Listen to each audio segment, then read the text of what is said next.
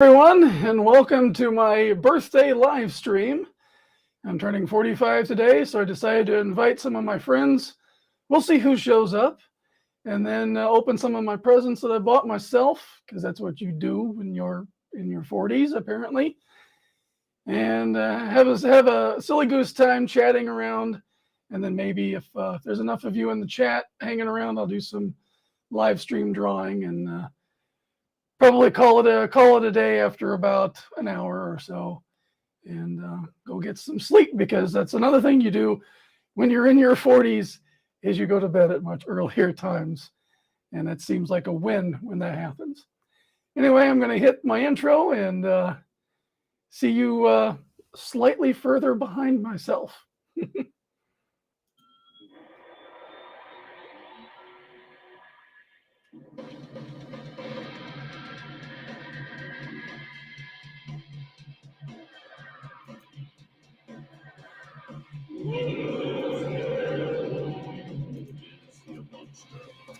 He's the dreaded Dinosaur Man.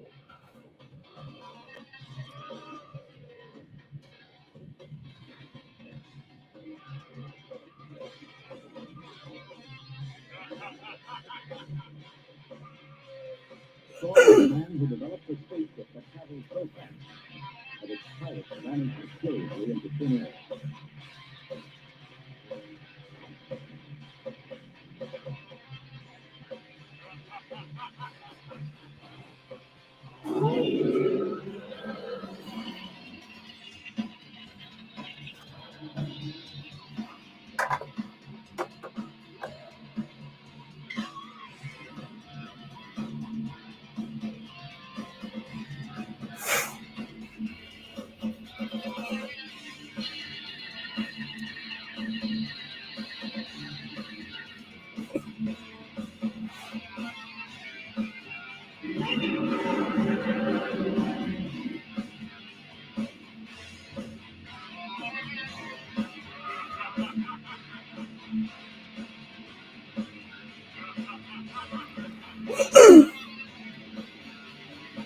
From the far horizon of the unknown come transcribed tales of new dimensions in time and space.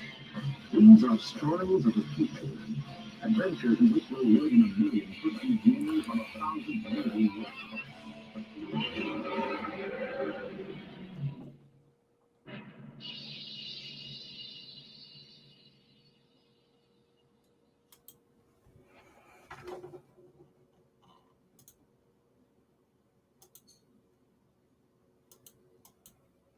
There we go.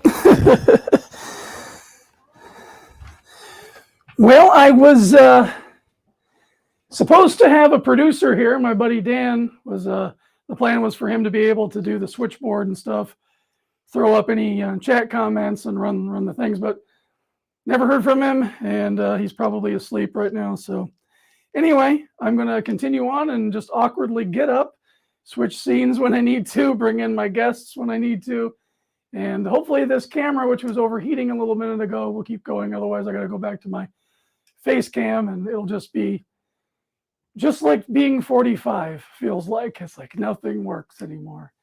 Yeah, you can test this stuff out and blah, blah, blah, and go at it. But anyway, so I'm really excited because I bought a bunch of crap for myself for my birthday, and I just left it in the box to open live stream. I don't even know what's in this box, because when they came in, I had several things ordered, so there's no way of knowing exactly which ones or which. It's going to be a surprise for me. This will be my first time seeing them,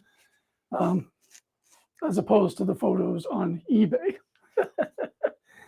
So I'm really looking forward to doing that, and might as well get started. So again, I will awkwardly get up and I will turn on the other camera.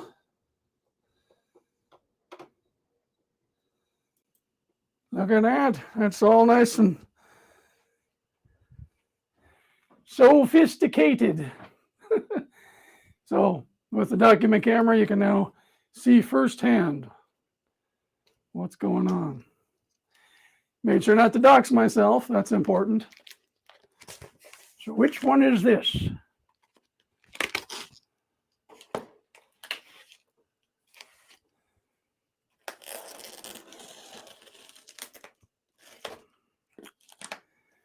on top of my shaky cardboard table. This is why I don't live stream, because things don't always seem to work right. And me, it's got to look like a studio quality setup back there before I'll go out and do it. Let's see. Used a Gemini mailer, which is awesome.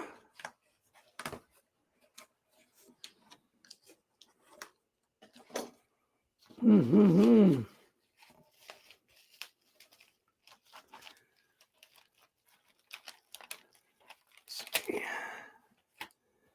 Tear off that tape.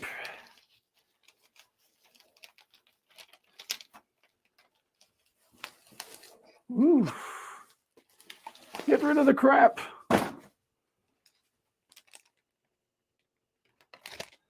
Oh, yeah. There we go. Avengers number 9. First appearance of Wonder Man. Definitely a fine, good defined copy. It's not, colors aren't glowing on it, but it presents well, looks great. I think this is probably the the biggest thing that I got myself, so it's not quite the middle thing. So cool though. Let me bring in some of my friends to talk to.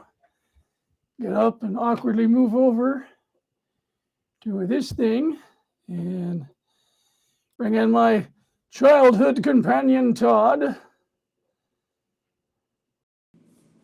Hello.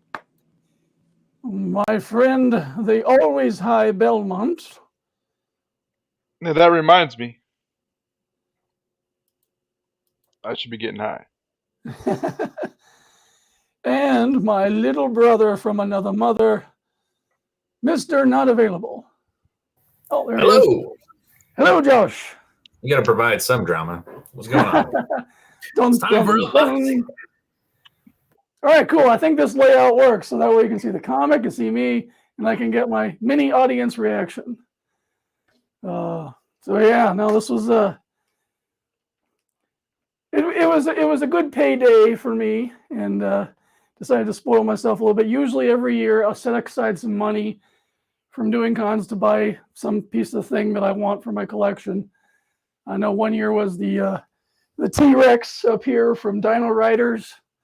Always wanted that as a kid, never got a chance to get it. So I believe that was my 35th birthday. So 10 years ago, I decided to get that. And ever since then, it's just like since recently, I've just been into comics, getting back into the Silver Age.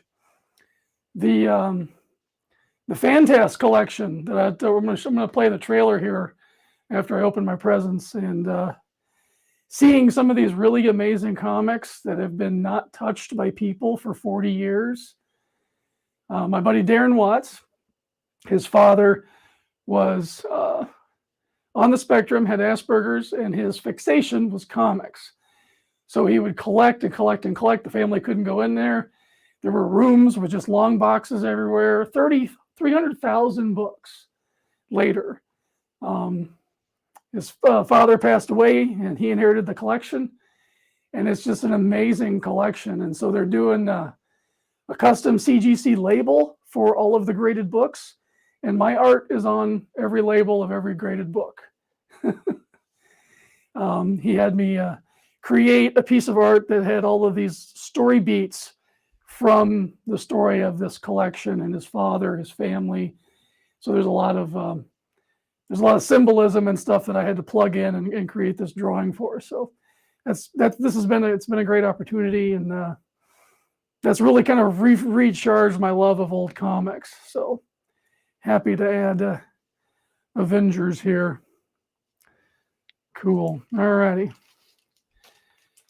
Well, for those of you who don't know, I got two other friends here who are comic book creators, Josh and Belmont. And my buddy Todd, he's always been an integral part of what I was doing in comics. I can't wait to debut his character, Captain Arg, in the Dinosaur Man universe. Moving over, originally was a regular pirate character, now he's going to be Space Pirate Captain Arg. Looking forward to that. You guys are all muted. I don't know why you're all muted. This is a travesty. It's because I don't have anybody to. I think we all muted ourselves. So. Oh, okay. I'm not muted. Yeah, I'm muted out of courtesy. I'm eating Triscuits, so. Hey, General Piggy, thank you. Since I'm awkwardly I had to leaned figure out over where here. you were live. Yeah. I was like, where are you? And it's like, it's not on Facebook. It's not over here. Oh, YouTube. Yeah. What's up, YouTube? Yeah. So I just did the share over on that. So who knows? Awesome. Maybe we'll Thank you. get Yeah, some I'm newbies. also on my Facebook page, and I'm supposed to be live on Twitter too. I didn't know you could do that. Apparently, you can do that on IG now as well. You can do it from an OBS platform of some kind. So Yeah, anyways, that's all going crazy. they're So like, anyway, please come back to us. there's my first present to myself, Avengers number 9. Very nice. I figured this would be a good comic to get because they haven't done him in the MCU yet. I know they were talking about what's his name from Firefly, the captain, playing him, but he got cut. Yeah, Nathan Fillion. But I guess his sequence got cut from Avengers or something like that. Cool. Definitely a good spec book, as you people say. Okay, let's see. Now this one did not use a Gemini mailer. Look at this. This is nasty. Look at that cardboard. Yeah. Yeah. Oh, snap. They broke out the cardboard and created a sarcophagus for this comic in cardboard. Always use Gemini mailers, people. Come on. That's a self-made Gemini.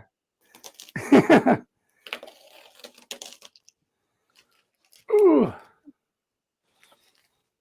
At least just they got encased this, it in enough tape. I just got this this Gemini mailer in from somebody, and I don't know, maybe Gemini has like a deluxe model or something, but it was literally twice the thickness of cardboard. I was so really? confused. They I do was have like, different what is sizes. this? Because this it's like 2 or 3 inches thick. Yeah, that's probably it too. Who knows? Maybe it's like that's the one that covers. Ugh. It's almost more than my crippled hands can take. I'm trying to get this book out of here. Is that a grocery This bag? is- What is that? I think it is Yep, a grocery that's the bag. Yeah, they're known for their protective capabilities. Mm-hmm. True. Second only to Kevlar. I hope I'm not razor blading my damn book. There's no way of knowing. Oh. No, it's even worse. This was a garbage bag. Got this, Hefty. I mean, cost wise, I'm not going to say I've never not done that. So, to be fair, it was a little bit more durable than that. I have done that with 11 by 17 originals occasionally, just for like ounce of prevention. this is the And I think problem there when was- you buy off eBay. You never know. Right. Oh, come on. Wasn't there that one show where we ran out of bags and we literally had to go and buy trash bags? Oh my gosh, yeah. So it's like that's what happened to me more than once. I've gone to like a CVS. I'm trying to find some garbage bag that a stupid 12 by 18 print will fit in. Yeah, right. Here's my art in a garbage bag. Thank you Yeah, for I know, stopping. right? Trust me, I'm well aware of the subtext on that. I'm glad you spent $100 at my booth. I'm going to put everything in a hefty sack for you. It smells like lavender, so I think they were scented too. That was the weirdest part. We were like, well, this will have to do. They were like scented with like purple stripes or something like that. oh Yeah. my gosh, I'm going to destroy my crappy setup just trying to open this. I believe in you. Of course, I couldn't get a table tall enough, so it's all propped up on containers. Yeah. I'd be curious to see if you could grip that onto one of our tripod stands. Ooh.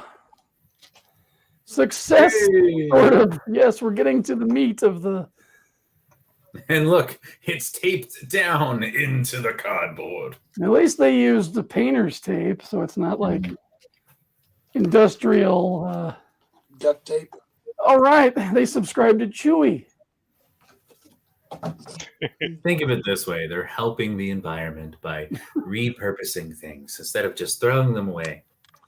All right, so this is a book that's not like, it's not one of those books that's like a huge key, but it has some of my favorite Kirby art on it, and I've been after this one for a while, and I was able to get this for a steal. So we have Fantastic Four 75. This is just a beautiful color, just a beautiful cover. Two colors, three if you count, 3 or 4 if you count white and black, but it's just the beautiful simplicity of his work. Yeah.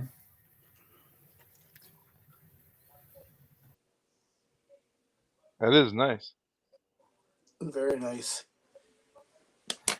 There's a couple others too that have Silver Surfer on them, and that I want to get as well. But yeah, this was mainly just for how cool this cover art is. Awesome. Not awesome. Very It's good. clipping on my microphone and clipping it off of my shirt.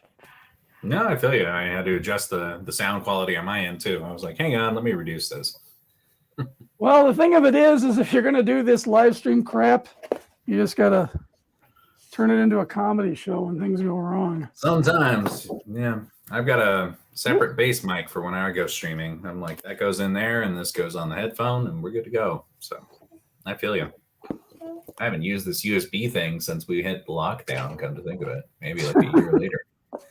Yeah, it's like I got friends like, well, I don't know, Belmont, how do you do it? How do you guys stream and on the internet so much? Because I just can't stand the idea of it. Right now, my wife is gone for a few days, so nothing really else to do but eat, sleep, smoke weed, and stream. Yeah. I have to admit that probably makes it a little easier too. I know a couple of times that I've done it on like gummies or something, it's been a lot easier. I don't remember much from doing the event or of drawing or gaming, but it was a lot easier on my psyche. Now, I actually only remember do to 2 cut away streams from a week. yourself. Yeah, nice. What was that, Todd? I said, now, Eric, remember to cut away from yourself. We don't want you to cut an artery and Yeah, well, it's got to be run into a entertaining. whole different kind of live stream. I just always remember that scene in UHF where it's the guy is like, here's how to use a bandsaw. Cuts off his thumb. Oh, darn. Yeah, I forgot all about that. Yeah. Has anybody seen the Weird Al Yankovic on Hulu? No, I want to though. It's on my list. Are you talking about the Daniel Radcliffe one? Yes. No, I haven't seen it. I felt like it was like a Crackle exclusive or something when it first came out. It is on Hulu? It's on Hulu. Oh, we have Hulu. I didn't know that. All right, I'll watch it. All right, so clearly this is not a comic. Oh no, I'm going with Reincarnated as Slime or Kill a Kill. Ooh, well, Those are my guesses. I'm quite well known for my Weebery and my friends group, so that's what Josh is alluding to. It's either that or a Comic Kill. This is more.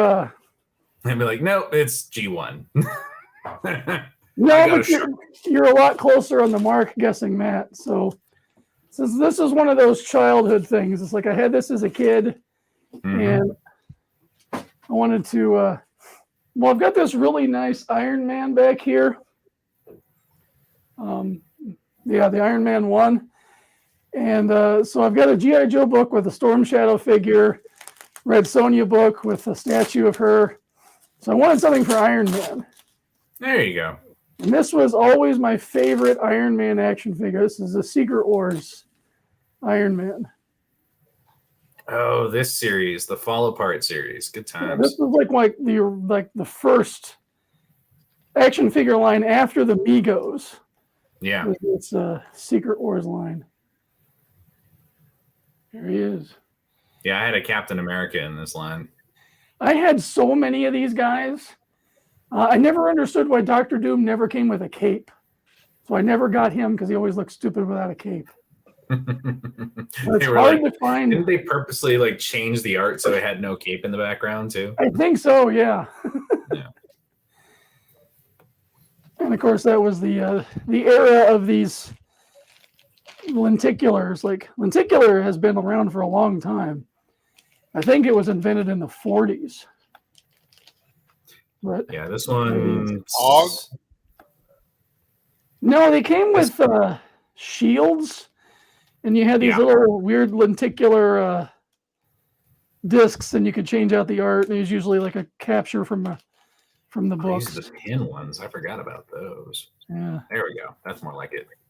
So that when you put it in, like the lens, the lenticular lens is actually in the shield. Yeah. Which is weird because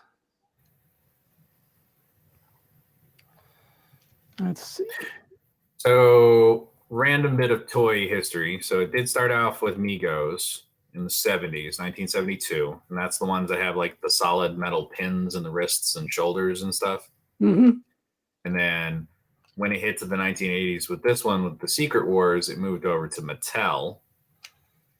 And then, let's see.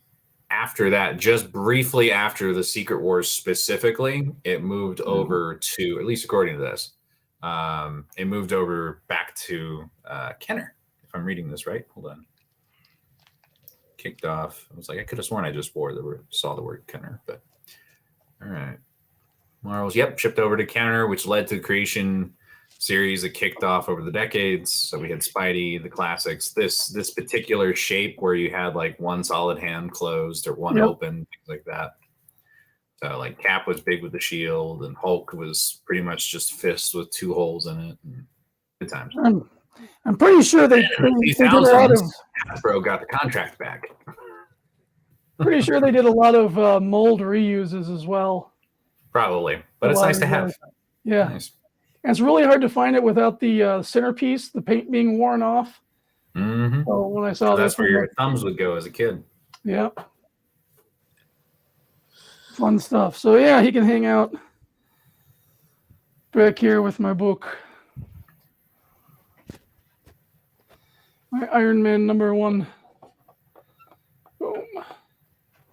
The chat is going off. There it is. Yes, let's check in and see. Awkwardly again because my producer did not show up. It's all his fault. We got General Piggy up and Adam, Belmont, and Aaron are jumping in, having combos. Your producer didn't show up for your birthday? Yeah.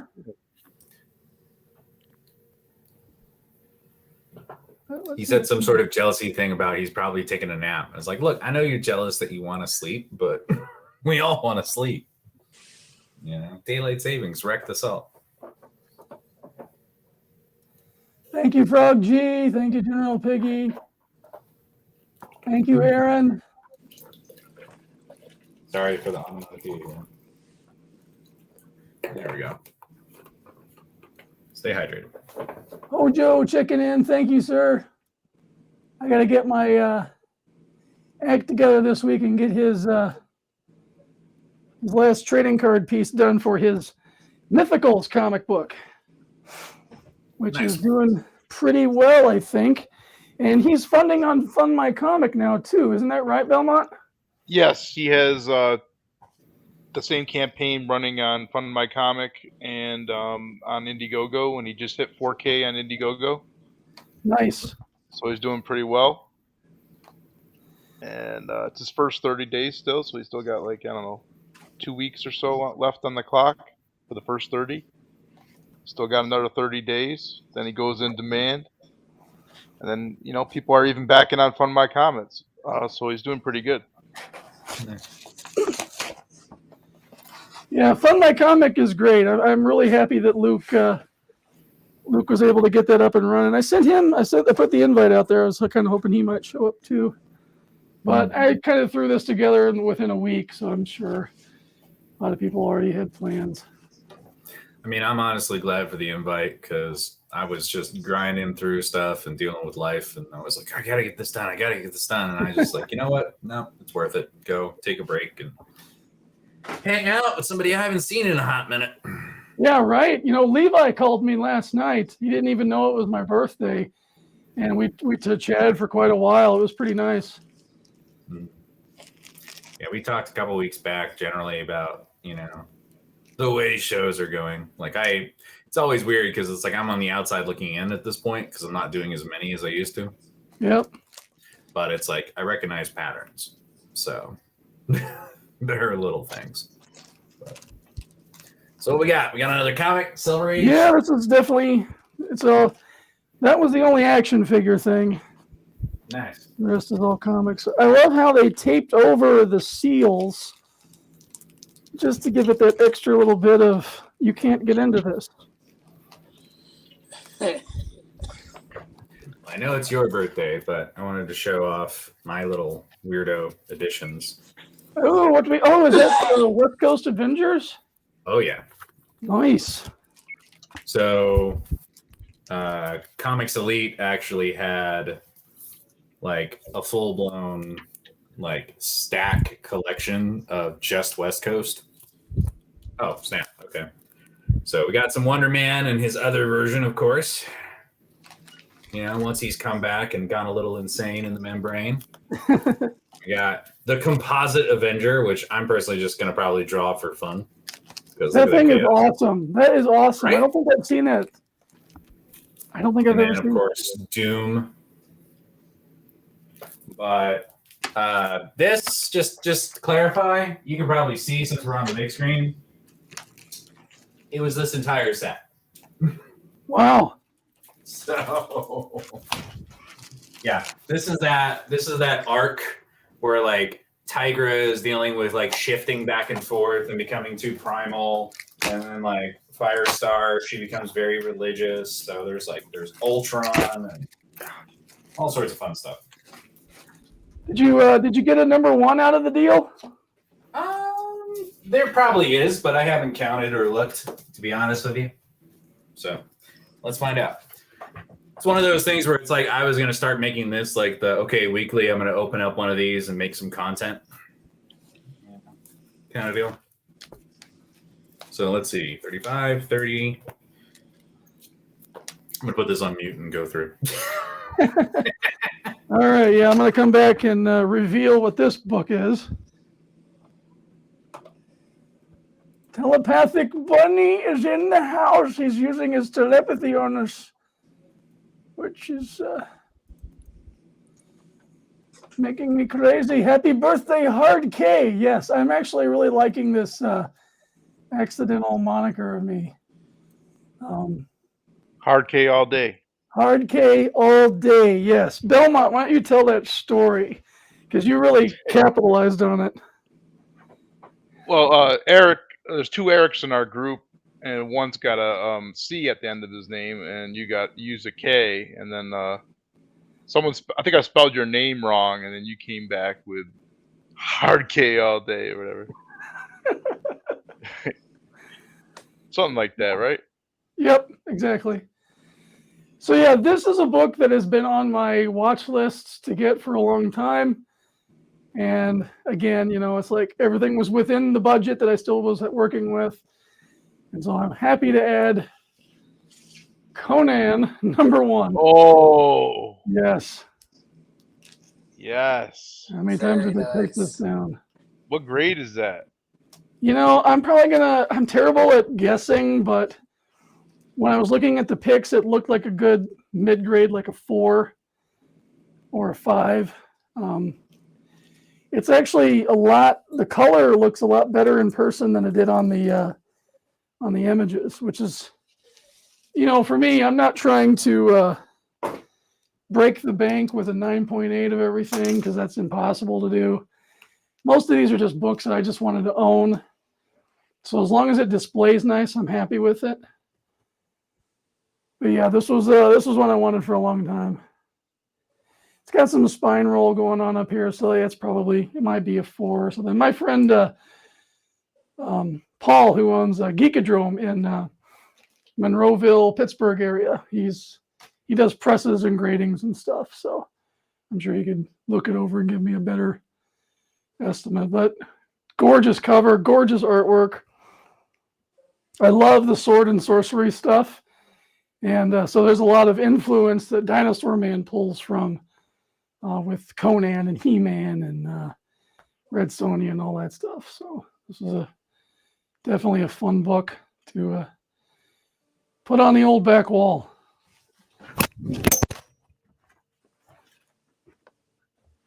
What's up? Come on. Go focus. That's a beautiful book, man. I don't own that one. Barry Winchell Smith's my favorite artist. Definitely one of my biggest influences. Him and Bob Layton together. Oh my gosh. Beautiful, beautiful work. Yes, he taught Bob Layton his style, how to do the inking the way he does it, the old style. Yep. The two of them together, I mean, that was most of the Valiant comics that I bought. It was like if there was a Barry Windsor Smith cover with Bob Layton, because like sometimes it would be Barry drawing and Bob inking, and then Bob would draw and Barry would ink, and just a match made in heaven, kind of like Jack Kirby and Mike Royer. Mike Royer. That's a Roy Thomas book as well. Yep. He was just here in Denver like a year or two ago when I saw him at the Mile High Comics. They did a signing, so you got like like 2 or 3 autographs for free. So I was like, shit. Usually those cost money, so I was like, I'm gonna get some stuff signed. He was also doing sketches, which Really? they're not the greatest, but they're cool. You know what I mean? And Oh, he was. sure, I seen a couple remarks of that cover where he draws the pose of Conan like that. I regret now not getting one, but they were pricey though, But I regret not getting a Conan one. I was on the fence about it. I was like, Conan, I don't know. I'm gonna have to devise a different way of doing a lavalier because I keep stepping on the cord and taking it right off of my shirt.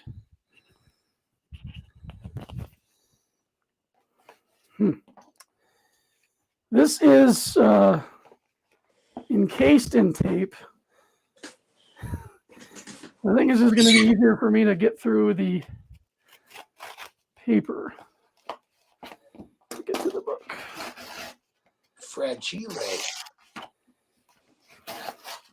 This is a very strange, fragile. It's French. French. Yeah. Yes. It's a major award.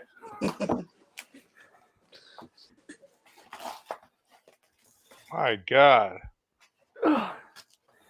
Many post office boxes died to create this Gemini mailer. Ugh.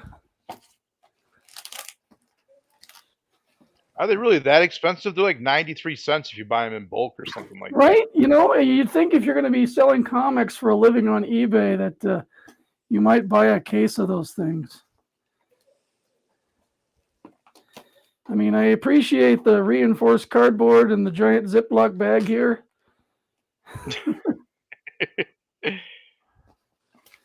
Well, that all just kind of came apart in one unit. I do miss those old ads like that, when you get the crazy shit like that. So not only did I not get a Gemini mailer, I didn't get a bag and a board. Well, the bag is a Ziploc. Oh, God. Oh, my gosh. I'm lucky this thing is not completely destroyed, but there is the first appearance of Havoc. Whoa. This will be going into a bag and board toot suite after this broadcast. Or your freezer. At least it's sealed with freshness in mind, Might as well free it from its trappings of mediocrity here.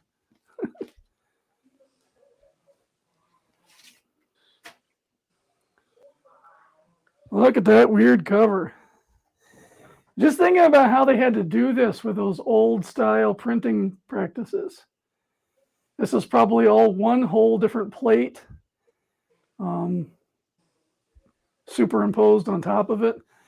This probably wasn't, I'd love to see the original artwork because I'm curious if this was drawn as a separate piece and made into a plate, if it's actually part of the original cover. Overlay or something. Yeah, they had so many different techniques that they would try to do to come up with things. Some cream off-white pages. Man, Not look too at bad. how good Marvel used to be. Look Oh at this. yeah. Shamed by your English?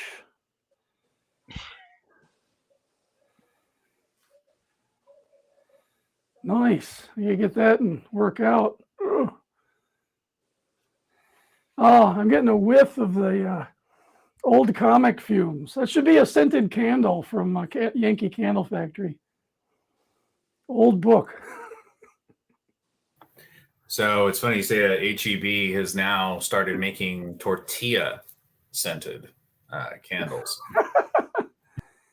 That's hysterical. Tortilla scented candles. They're only $5. Nice. I wonder how they came about creating the scent of the tortilla. That's that whole like chemistry of creating flavors and scents is bizarre. There's a lot of stuff you probably don't want to know what you're eating that makes it taste a certain way. All right, well, that's all my birthday presents. Very nice. Also, Yeah. you were asking about if I have any number ones in this. So I have a number one for the annual for West Coast Nice. as part of this, but it's very heavily reader copied. It's got some warping in it, but good times. Bum, bum, bum, bum, bum. Is that Bob Hall? But Can't see that. I think so, yeah. Looks like it. Bring that up bigger. Here it comes. That's a nice cover. Yeah. That would be a cool one for my wrestling gimmick. Yeah, it could totally work. Honestly, a lot of West Coast really works for that because, like, these are other versions of Wonder Man before he did the red Hollywood suit transition. So, and then the double Hawkeye, which I think you already have something similar related to Right. that. So, One of the Yeah, things good I times.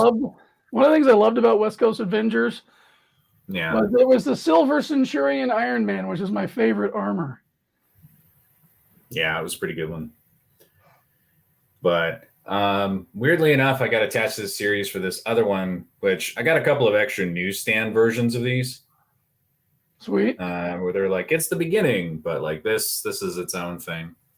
And then, of course, the whole portrait inside of multiple heads concept, one of the first ones for that. So that was fun. Beautiful. But it was this one specifically because it was so entertaining to me because, yeah, obviously Sunstroke's in there as a character first appearance, but it's like Gila Monster and then this woman who's literally like composed of the same. I think her name was literally Mesa. They were like, how do we make this as West Coast as possible? It was very, very entertaining. Like there's a human cactus. He's literally like, you only see him like that, but he's like a living cactus fighter. Wow. Just quintessentially. But yeah, you're talking crowd scenes. It's just the right era where it's like, let's put as many characters That's beautiful. going at it as possible, Little West things. Coast Avengers 28. Yeah. Good times. But yeah, some 1s and 4s and 10s. It's pretty much, this batch is like 30s through 80s, so it's a really good start, at least, if I decide to do that. But I'm sorry, I didn't mean to take away from your No. stuff is easily much more. I purposely bought it for reader copies and a side hobby. Yeah, thanks, Daryl. Definitely thank you for showing. That's pretty sweet. No worries. It's neat. It's like for me with comics, it's I'm trying to do a complete Iron Man run. Mm-hmm. And then the rest, everything else is just like if it's a book that I remember as a child that means something to me, or if it's a key that I want to. I'm not trying to do a completion thing. I got too much crap, and I don't want to complete any of it. It's just like key pieces that I really love that I'll keep. I got 2 Inhumanoids. I got Tendril and Decompose back there. I have no interest in getting Meltar because I never liked the design of that character, Fair. the lava one. But yeah. Oh, hey, did I freeze? I froze. No, that's wonderful. Just a little freezing. Having some adventures. Ugh, there he is. He moved, but his head moved. That's weird. This is an Elgato face cam, and now it's frozen. This is why we use StreamYard. This is just as good as StreamYard, but I'm running OBS Studio through to StreamYard. So that might be the reason why I'm getting some technical errors too, because it's not. 6 degrees of Kevin Bacon, right? Yeah. Oh no.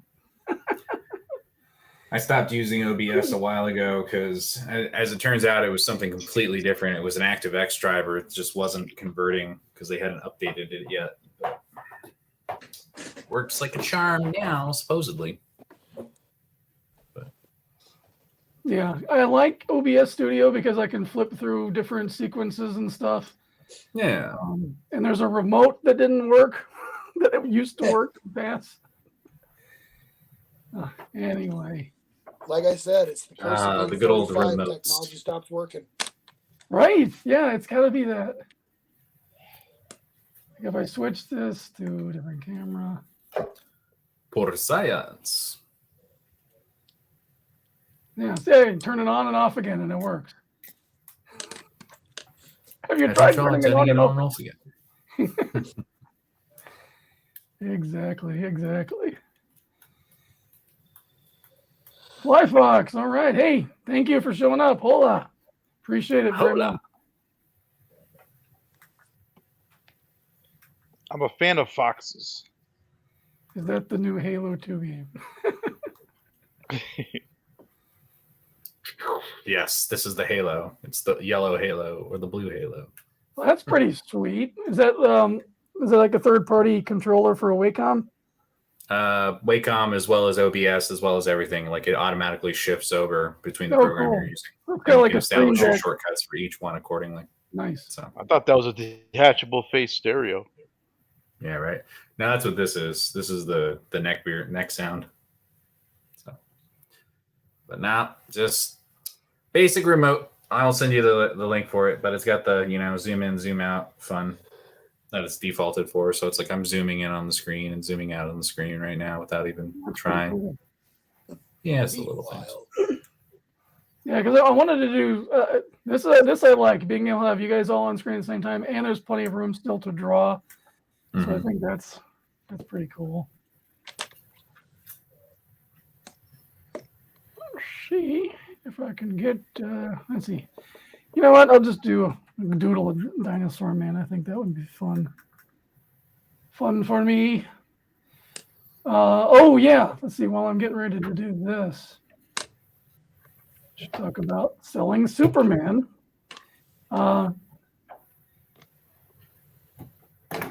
Bring that up.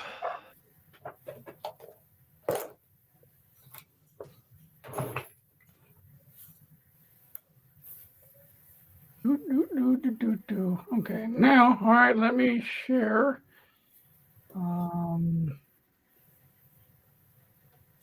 Bring it down here. Share screen, and I'm picking this one. And all right, here we go. So this was the official announcement from CGC of the new Fantastic Collection label.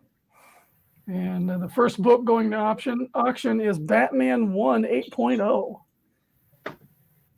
So you can see here, this is the front art, which was subdued. It's just the logos of the documentary and the collection with this film strip here. I was going to call in the main piece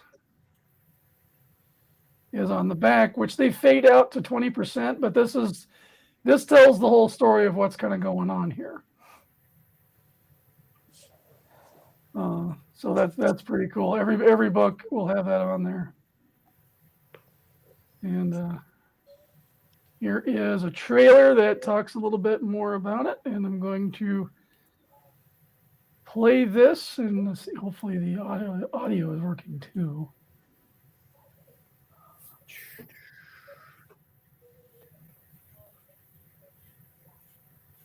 Let's see.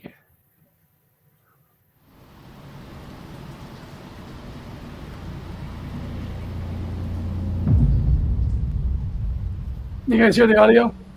Yes. Yep. Oh.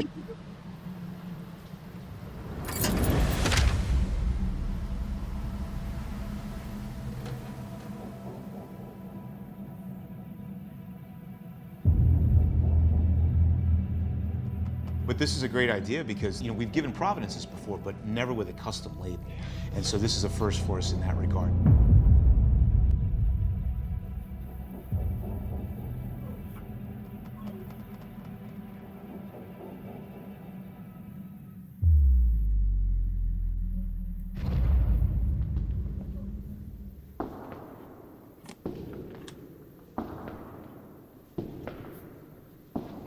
Gentlemen, Darren, good to see you. great to see How are you. Matt?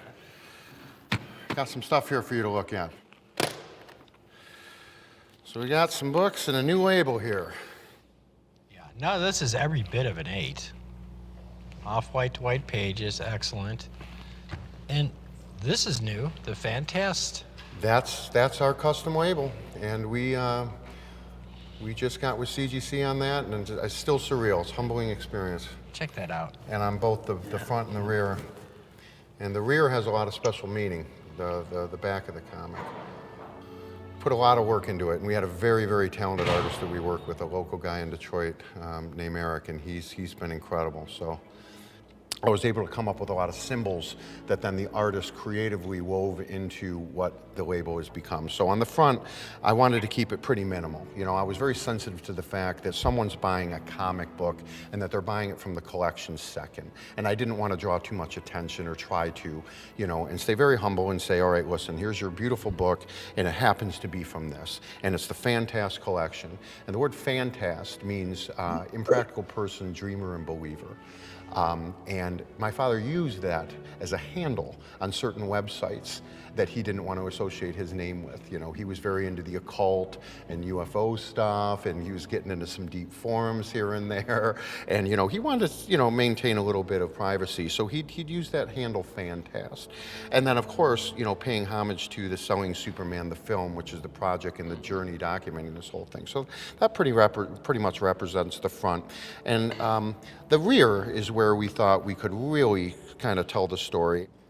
From the left to the right, it all started with the Cosmic Cube or the Tesseract or whatnot. My father was at U of M Law School when he started getting into comics, and I mean superhero comics. He'd always collected Westerns and war comics as a kid and just, you know, for fun, but when he really started collecting superhero comics was after, and during law school, when a bunch of guys were sitting around and, you know, they were debating that the Red Skull had the Cosmic Cube and anything he thought of would happen. And so it was kind of an intellectual debate, how do you beat that? Which moved into this like bottomless pit of collectibles that he amassed over the years, and it really, really, really was impacting on our family. And there's a representation of like literally a bottomless pit that has a UFO beaming, you know, some of that stuff up with it. And again, my father was very into the occult and UFOs, and he always used to joke that when he passed, because I'd ask him, you know, Dad, what are you going to do with all this stuff? Don't just leave it on, you know, to me without any instruction. And he used to say, that's okay, I'm just going to, you know, beam up to space with my stuff and float around. And he would literally say that. He never really answered the question. And for him to be an attorney that never had a will was quite the thing. So there was a representation of that UFO beaming this stuff out of this bottomless pit, where you have a depiction of my brother, there's a character there, being hoisted out of that pit with a candy cane. And my mother gave me a very special book, you may be familiar with it, but it's a Superman depicted Christmas comic where it depicts two of the sons, and one has superpowers and one does not. And my brother has some struggles, and it's kind of a homage that, hey, I'll always help you out, man, you know, and come with me. And so the thing is, rescuing him from that environment, which was very toxic to him. The glasses represent disguise, as we all know, and Clark Kent certainly wore them. But it's also very powerful for my family because my father had advanced glaucoma. He had 4 retina detachments, and if he had 1 more, he was going to go blind. And the thing is, it was a big stressor in our home. So the artist creatively drew into the lenses of those a reflection that would kind of show his perception of the family. It's hard to see on here a little bit, but with detail, and I hope someone does take a magnifying glass and look closely, but you'll see a happy family together. And it was kind of his image, like, this is normal, we're fine. You know, and a Christmas theme as well. We had very good Christmases that tie in the Candy King. You know, so kind of like my dad's perception that wasn't fully complete. There was some oddity that he never really realized to this whole thing of what he was doing to the family, which brings in the scales of justice, because he was an attorney, so I wanted to represent the law. But if you look, the scale is tipped, and it's tipped in the direction of the collectibles, not the family. The family's on one end and the collectibles are on the other, and it's weighed towards the collectibles. And that is accurate on how we felt. Having him and his family in the scale of justice or in the comics, but he was alluding to something kind of like that. So I really pushed it as far as I could, where you've got like long boxes of comics weighing down the scale of justice. And then you've got him dangling his candy cane down to rescue his brother out of this giant pit. And his mom always thought of it like a giant pit full of comics and people getting sucked into it. And she's reaching down to try to grab him too. And so it really kind of, that part of it is really special to me, because I think that's what captures the most emotion of the whole story right then and there. That's why it's in the center here. It's really kind of like the balance, the hinge for this whole story. And he wanted Michigan in there represented, and so yeah, doing the puzzle pieces, because the puzzle piece is the logo of the, you know, that's autism identifies with that. And so yeah, there's a puzzle piece missing in the Michigan state on the label that's floating out there, and that was the missing puzzle piece of the Asperger's and why his father was the way that he was.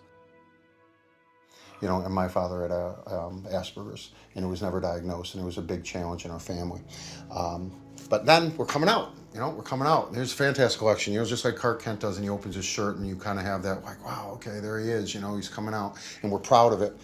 And we have a little patch here that says Cece. That was the name of the store owner of what my dad got most of his comics, at least from the 70s on. Just a little homage there, and then you have the hatchback, which is through Josh, who I met, and is helping me deal with the comics, and then all of the main people that are helping with the collection, my friend Tony, you have Josh there, you have Adam, you have Brian, one of my closest friends, and then my brother, myself, and then the artist that made this. And we're all just saying, no more secret identities, you know, here we are. You know, this collection can come out, we can be proud of it. And then there's my mother there on a very special bench of hers, one of her heroes, looking on and, you know, just saying, yeah, this is okay now, because she hated it before. This wedged our family. It's just one of the reasons my mother divorced my father, was because of this stuff. And then, you know, a very special lady behind her as well, my wife. And then they're just looking on and saying, you know, this is okay. This is good. But I think it's beautiful, and it's certainly the most well thought out label we've ever put on a book. I think this is an amazing story, and I can't wait for people to hear all about this, because I think it's going to carry a lot of weight with people, because it's certainly an amazing story to tell. The stories always stay with the books. You know, the human aspect that you don't really see while you're holding the book or buying it or owning it or reading it, you know, it's you know, there's all of that's lost. But with this, you know, like a Pedigree collection or Providence, it's, you know, they know where it came from, they know the backstory. So I think that adds a lot of weight to the book, you know, if it ends up in somebody's collection. So it's definitely something that's important, I think, to carry forward with the books as they make their way out into the wild. You know, people always know where it came from and what it means. That's very true. You know, we'll have a tie to it, and yeah, we'll always know it's that one. I mean, you don't have to trace down the serial number, do we?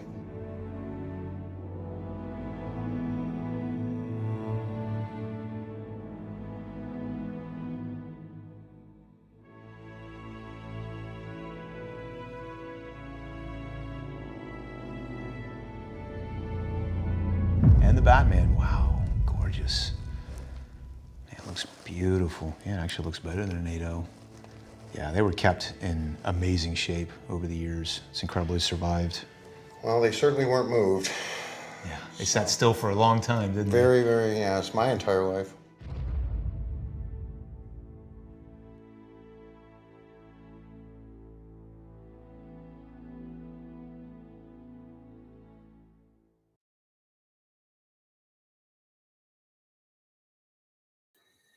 All right, there we go. That's the updated trailer starring yours truly.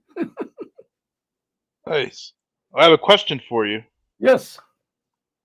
Well, since you made the the artwork for the label, do you get a comp copy of Batman 1? No, I do not get a comp copy of Batman. That would be awesome. I did get to see my personal Grail though. The Tales of Suspense 39. So that Nice. was yeah, and that was like a 7.5. So it's really, really high grade. It's the highest grade copy that I had ever seen. I would be remiss not to bring up the American Bliss campaign. We are at 2630 here on Kickstarter. We're doing a Kickstarter because Indiegogo did the shadow banning thing, and the publisher Dave at Genuine Comics, he got frustrated and canceled the in demand because of that. And now we're doing a second chance here on the Kickstarters.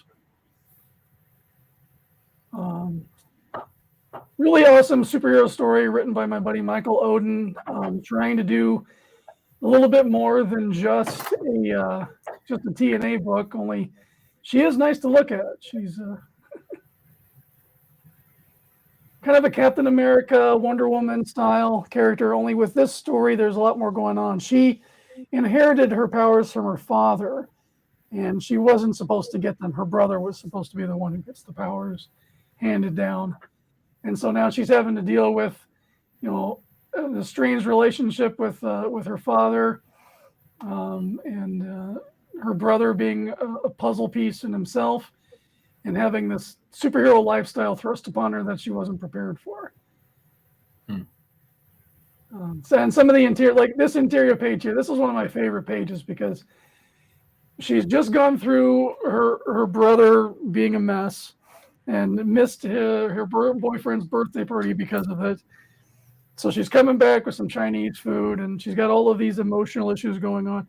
There's a really powerful moment where she comes in kind of overcompensating at first. She's chugging the diet soda. She's ready to party, and just a little bit of tenderness, and she just kind of breaks down a little bit there. And that's not typical of what superhero books try to do. Really show the damages of the character and the lifestyle and all that, weighing heavily down on us. I really liked this whole page sequence here. It says a lot. You don't even need the word balloons with this page to kind of get an idea of what's going on here and how traumatized. It looks like he'd rather eat Chinese food than nail her. That's what it looks like to me.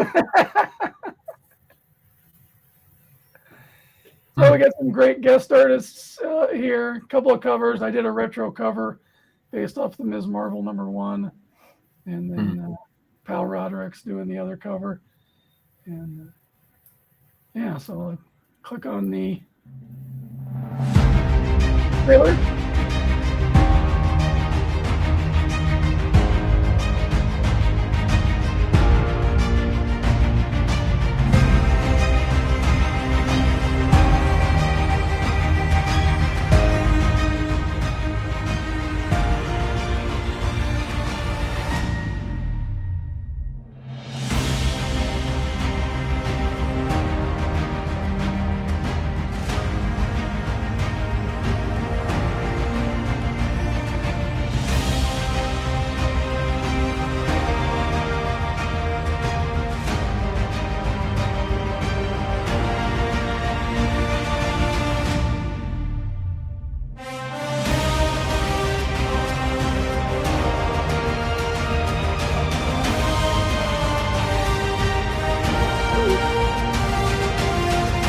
America has a new hero, and she kicks butt. Join American Bliss in her exciting first issue, as she finds her way as the new champion of freedom.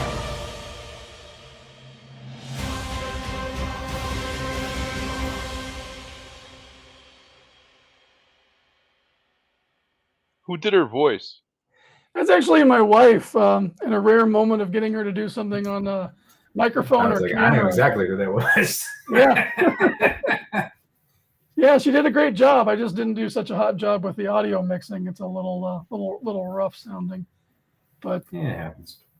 you know, I recorded her with an open mic here in my room. There's no real sound baffle stuff going on, so it's not like I was in a studio for it. It turned out great, and I only had a day to make that trailer because we were getting ready to launch on Indiegogo, and it's like the guy that Dave was going to have do a trailer, I guess, couldn't do it in time. And so we didn't have it. Like, wait, what? We don't have a trailer? And like, oh. So I basically pulled an all-nighter and put that together. But yeah, no, this is a great project. This is a part 1 of a 5-part series. And there's a whole story of how, you know, it's a hero's journey for her. She's got all these powers. She's got stuff to learn about. And I'm really looking forward to issue 2. There's going to be a lot of cool fight scenes, and I can't wait to draw. Yeah, she stays in good shape. Yes, yeah, she's quite athletic, very fit. Todd, my friend, had to dip out. He's getting ready for bed. He works hard and works early, so he wished me a happy birthday again and had to back out. So I'm really happy he got to show up because I don't get to see him much at all anymore either. That's one of the things that sucks about getting older is like you realize like your friends, like you don't get to hang out like you used to. It's hard to meet up, especially when people get families and things of that nature. Or, you know, it's like you and I, Josh, we're separated by great distances. And if it's not for a Comic-Con, it's like. Yeah, so how did you get this gig? I mean, you're at the same show as them and they're checking out your artwork and they liked your style. Which gig? Well, the label. Yeah, so I was at Motor City Comic Con, and Darren here, who has the collection, is local to Detroit. They were walking around with the film crew, and my buddy Dan, who's my manager, my agent, basically, he was walking around just looking for opportunities. I think he was actually looking for the TV news crew, but saw they had a camera and went over and talked to them. And Darren came over, and he saw my wrestling covers, and he knew every single one. In fact, it was the Kane one, which is a parody of Avengers 57, the first appearance of the Vision. And that's personally his favorite comic book cover. So he gravitated to that. And we had a really cool discussion. And it's like, yeah, we were talking about doing me doing the movie poster for him, which is still in the works. And then, out of the blue, late November-ish, he calls me up to come have a meeting, and I didn't know what to expect. And he's like, yeah, we want to do this custom label for CGC for the whole collection, and I'd like you to design it. And so we had a couple of different meetings where he basically told me his life story and some of the symbolism that he had in his mind for what he wanted. And I took as many notes as I could and just, that's what it ended up with. And he couldn't be more happy. And the filmmakers are really geeked, really happy. They're really looking forward to this first auction. That's really going to kind of be a test of this, because CGC's never done anything like this. They've had custom labels before, but never like a signature collection label. And there was all kinds of discussions. We were thinking like, are comic collectors even gonna appreciate this? How much, if they get this book, they're, like Darren said in the video, they're buying the comic. So that's why we didn't do as intrusive of art on the front as what we have on the back. And I wonder if people who purchase these at auction will try to replace the label, to make their own after this, like offer it as a service kind of deal. I'm curious. Yeah, I'm sure there's that kind of thing coming up. And then I saw that our friend Russell Fine, he's got his own slabbits, they look like a CGC case, but you can swap out books easily. And there's a spot for a label. I mean, it's almost the same dimensions, it looks like. Yeah, those are, I want to say Gator Skin, not Gator Guard, because Gator Guard's got its own thing. But, yeah. Side note, those will be fun. I'll have to tell you about that. I'm curious to see, because that'll be supposedly available at MegaCon, so I'm curious to see what it'll look like. Yeah, no, there's Andy Smith. He was doing a video and he was showing those off because I guess him and Russ have been friends for a while, and they look really cool. I was immediately thinking of you actually with all of your sketch covers. It'd be cool to do slabs with your own pedigree label on there. So yeah, it's funny you say that. Yeah, because long story short, there's another version that has screws in the corner. That's full blown like archival. Yeah, and it's Gator Guard, and they do custom etching logos specifically for artists. So I am supposedly going to get to see a sample at MegaCon. So nice. We'll see. We'll see how good it looks. The only problem with that then is of course you have to direct people over there, and because they're custom print on demand, it's like, okay, how many of these can I get? And then charge ahead, and that's the boring business side of things. Yeah, but it's cool that like we live in an age where we can do stuff like that, make our own toys. I got my Dinosaur Man figure. Belmont, you got a fox. You got your fox character figure in the works, right? Yes, we actually just completed the latest print today, so it's finalized. It's done. Nice. You got anything you want to share? Not yet. I'm gonna do a sign up though for it pretty soon. Nice. Yeah, I'm talking to one of my friends who's doing. He's a wrestling promoter out in California, and he's doing these micro brawlers, which is it's like a solid piece of rubber plastic, but full color characters. It's kind of like the old school muscle figures where they're in a stationary pose, but it's a 3D little figure. And thinking about actually making them out of rubber. Yeah, it's like a rubberized thing. It's all overseas manufacturing. There's a minimum order, I think, of like 1,000 pieces or something. Yeah, I might want to hit him up, because where I'm at right now is I have the model, right, and it was made on the software, and then it was printed out with resin, so it's not rubber. Right. You want a Keshi like those muscle figures, they have to be made out of rubber. Mm-hmm. And then you have to get a cast, and then you have to usually the muscle men are just one color. You're talking about multiple colors. Yep. They're not painted, right? Cool. Just different color rubber. Mm-hmm. I think I can find the.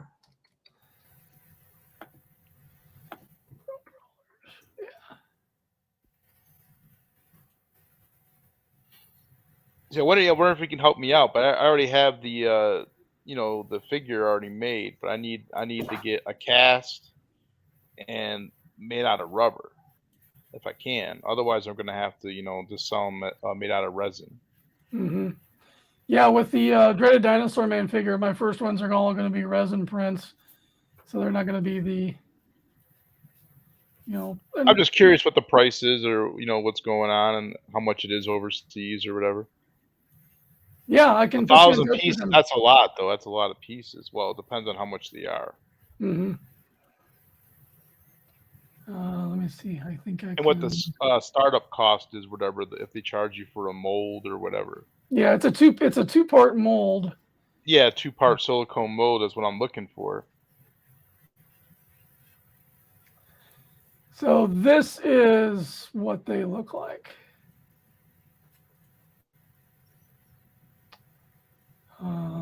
Should be sharing screen. What am I doing? Share screen. Share. Oh, there it is. Boom. All right, yeah. So this is what the product looks like. Is these little guys here? Oh, okay, those aren't muscle men, then. No, but it's a stationary. You've got a stationary pose, multiple colors. Can you zoom in on that? It's not a plushie? No, it's not a plushie. Think like vending machine kind of toy, or McDonald's.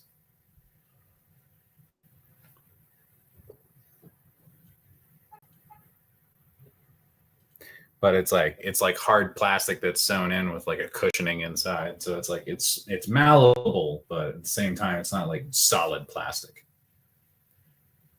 Oh. No, Oh, I'm in the wrong window. Okay, that's why.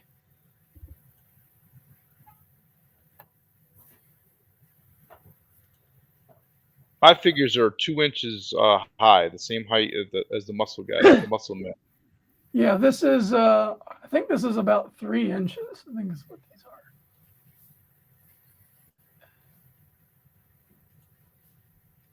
Open in.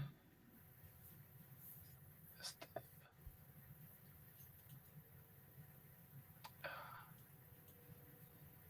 Well.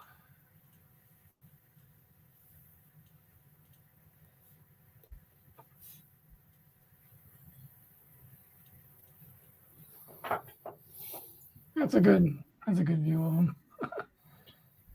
Yeah, those are pretty cool though. Yeah, I think a little Dinosaur Man would be really cool with those.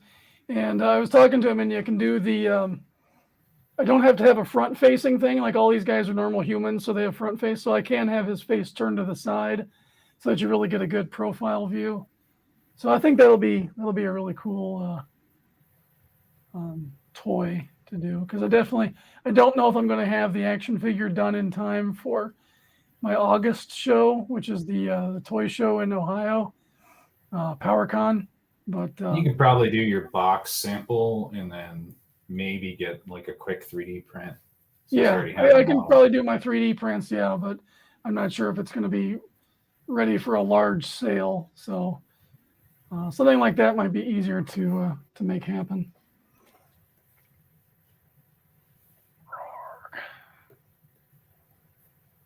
In there. Let's see, we got Codename Studios. Hey, happy birthday.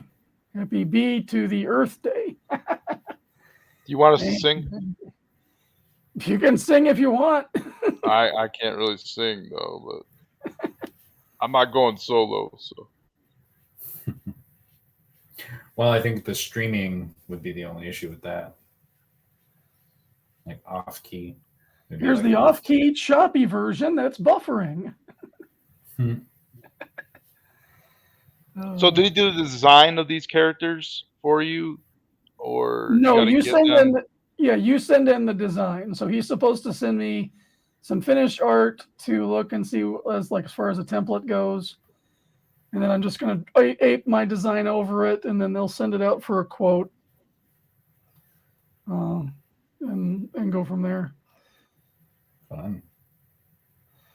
But yeah, I already told him, I got a lot of people that I know in the comics business that have their characters and they're looking for something, because we're doing it for the Roddy Piper Kilted Avenger book series. So the next book is British Bulldog, so we're getting a British Bulldog made for that.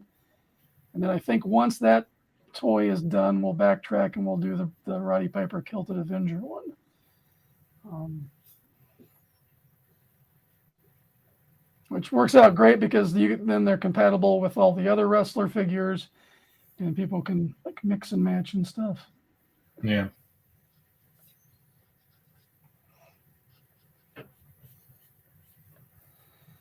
Well, this actually turned out to be a pretty nice birthday, all in all. I had a really nice steak dinner today. So we got out of church and we're looking for a place to eat, and I wanted to go to a steakhouse. Yeah. And as well one should. Absolutely, And so we were driving by the old Logan's. Logan's closed down around here, but the Lone Star bought the building, and it looked open. It wasn't supposed to be open, but it looked open. And I walked up, and the hostess was like, "Hi, how are you? You have a reservation?" I'm like, "No," but it's like, "Well, how would you like to come on in and be my guest? We're having a training day today for our crew, so all of the food is comped. And we have a special menu, and all you have to do is pay for drinks." So I had a $31 porterhouse for free. That was amazing. Wait, this happened to be your birthday. You went to a steakhouse, and it happened to be free, except you got to buy your own drinks. Yes. Yeah, I believe the New York expression for this is "get the fuck out of here." Get the fuck out of here. Yeah, right? Am I wrong? Am I wrong? Yeah, I was just grinning from ear to ear the whole time. I was like, well, of course I'm going to. They told you that after you ordered or before you ordered? Before, yeah, when we were coming in, it's like, Come in as my guest. Yeah. And they knocked it out of the park. I posted it on my Twitter. Of course, I love taking pictures of food because that's what you do nowadays. And I got to do a Google review once they open because because my Google reviews have been doing well for traveling for restaurants, but this one's not technically open yet, and Google knows that, so you can't actually review the restaurant yet. So I got to save my review till later. Till later, but yeah, and the bartenders did a really good job with old fashions. So I had 2 Woodford Reserve old fashions with my steak. Very nice. And now, since it was your birthday, did they give you free dessert? we did get a free dessert, but that was already included in the package. So you could choose. The menus didn't have any prices on them. They were just kind of temporary, and they were all different too. Like my daughter was with us, and she had different seafood on her not steak section of the menu than Margaret did. So Margaret got the small sirloin fillet, and Sarah got the shrimp platter. And then of course I'm like, I'm not paying for this. Of course I'm getting the porterhouse, the largest steak on the menu. Yes, we're doing this. But yeah, now the service was great. I think it's going to be a really awesome restaurant when they get this thing opened. Awesome. So yeah, it was total kismet. I think is the word. It's the happy win. Yeah, that was a very nice blessing. Didn't have to pay for a steak dinner. You'll be telling that story for years to come. Yeah, Mark. It was incredible. I remember that steakhouse. It was free. It was my birthday. Because I had to pay for it. I was starting to really tick Margaret off too because I was in a really good mood, and when I get into a good mood, I get silly, and her red flags go up for whatever reason about that. And so I was talking old timey today, and yeah, she was not having any of that. Like old timey, like Amish, or like these are the strange tales that form us. Yes, that one. She's like, so she's like asking questions like, "Oh, that sounds astonishing." She's like, "I'm not talking to you," and then she turned to Sarah and started talking to her. She's like, "I'm not part of this bit. I'm not here. This doesn't exist." It's like, there's this guy over on TikTok. He literally just goes live every night, like he's communicating from the past. Nice. You know, so he's like all black and white stream, you know, talking very, very cultural. You know, people call, they have to call a phone number, so he has to pull out the old roll a dial.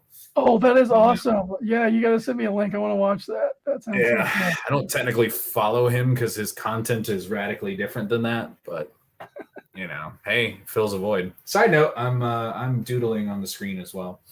Oh, can we see? I suppose.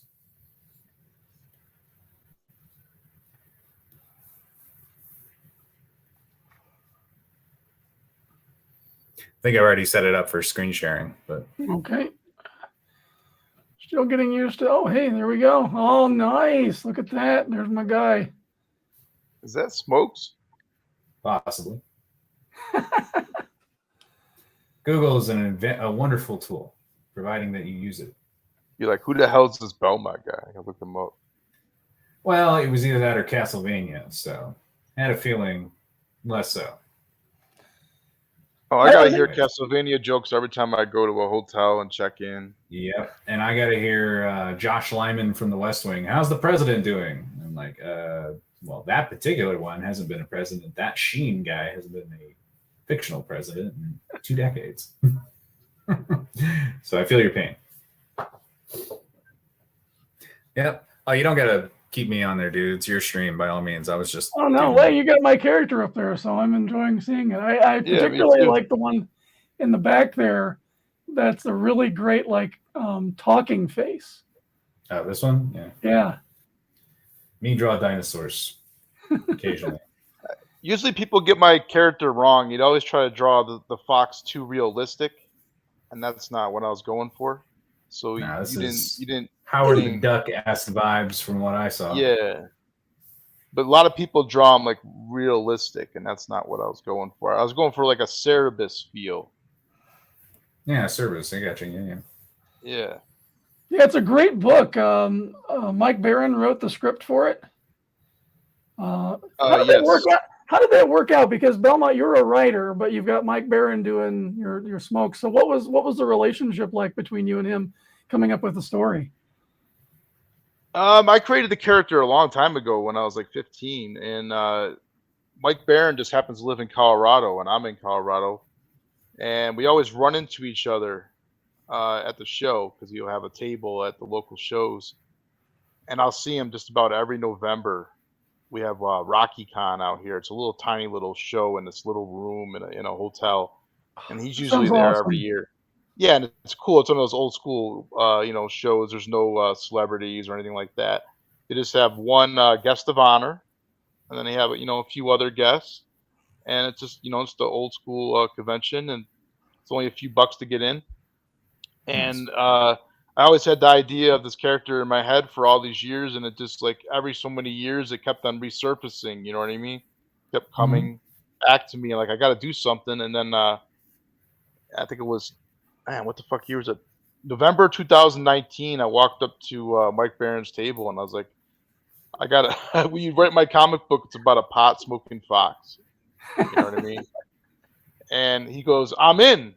And that was it. And I thought he was joking. I wasn't sure if he was serious, but he actually was serious. And, we discussed the price and everything. And he went to work and he knocked it out, he knocked it out in like a couple weeks or so. And then we later on did another comic together, Weaponized Werewolf, which is a companion book that expands upon the Smoke story. I was going to make Smoke just one big longer issue, but decided to put out this companion comic so I can have two artists work independently. So I can get things done faster, production-wise. And I thought it'd be cool to have two different comic books written by Mike Barron. So that'd have been like, my gimmick, I guess you can say, for my campaign. Something unique, you know what I mean? Something not Nice. too many people give you two comic books. Well, I'm not the first person to do it. I mean, but it's not, common.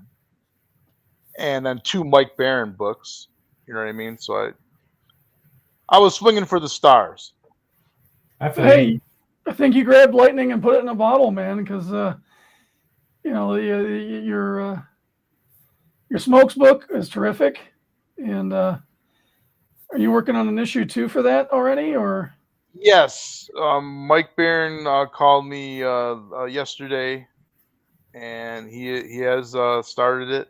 I gave him like an outline of what I want to happen. So if you read the first issue, it kind of continues from there.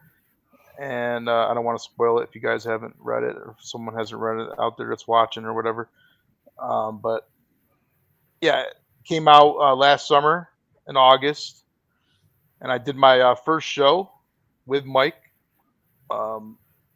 in Colorado Springs. Well, our first big show. We did a couple other small shows. It was the first show where I actually had the product in my hand, you know what I mean? Where I can actually sell my comic.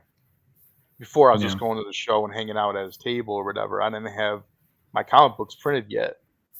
But then in August, I had my first show in Colorado Springs, and the guest list was insane. Jay Lee was there, Bart Sears, David Finch, and me on the guest list. I mean, not in fucking like in the Knob Row or whatever. In the I'm like on the website as a listed guest, invited guest. That's awesome.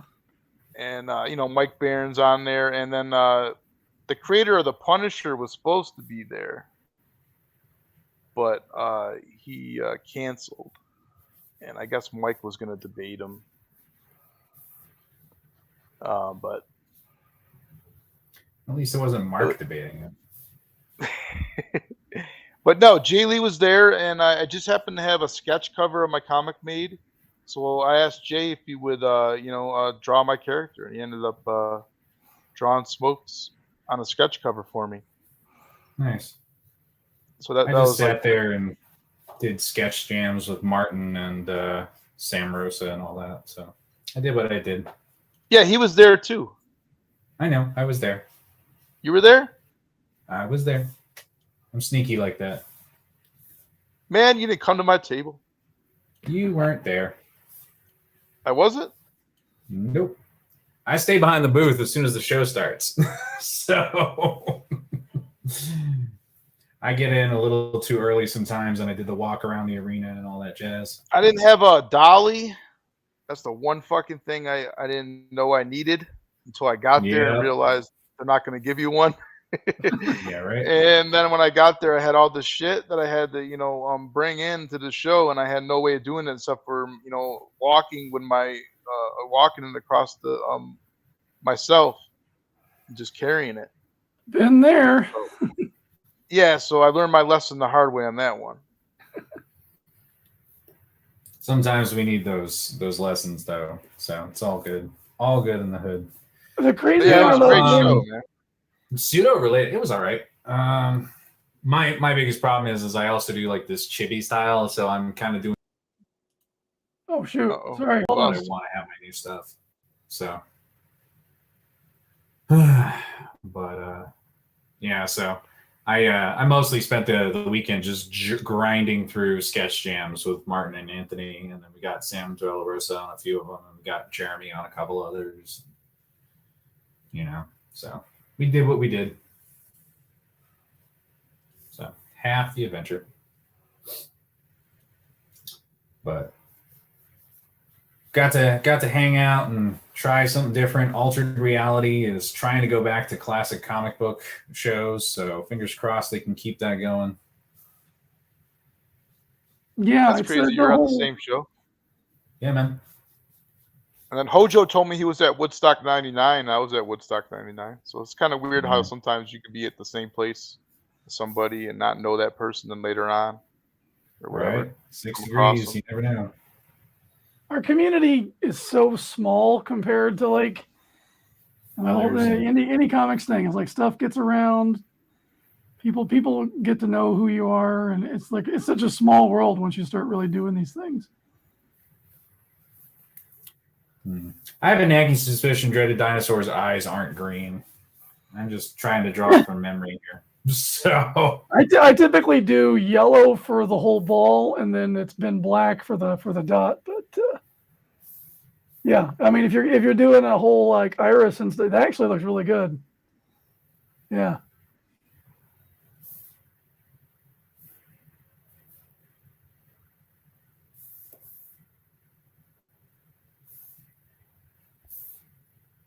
Well, I didn't plan on this being the Josh doodling stream, but hey, whatever floats. Oh, that's great. I love seeing other people drawing my guy. I've had a couple of different artists doing some stuff that I want to have in the book, and those have turned out really cool. Let's see. Yeah, you really captured Smokes in that side profile one. Yeah, that's using more of the Cerberus eyeballs that you were discussing. And this Yeah. is more of a. This is more. It's got like a 90s. Tony Tiger look over here with those eyes right there. Yeah, this is more quintessentially 90s design, and this is more of that. So it's like, okay, if we do that, then it's like, okay. Please hold for the next available representative.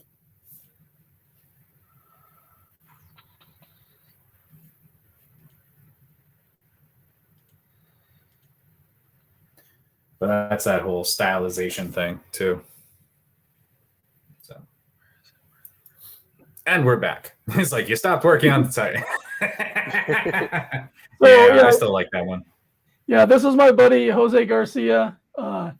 He's a machine. Like the guy draws like 1,000 Mental, right? Look at that. every day or something. My God. Yeah. Yeah, he did a great job. If I had the budget, I would pay him to do a whole story because this is beautiful looking. Oh, I really like that.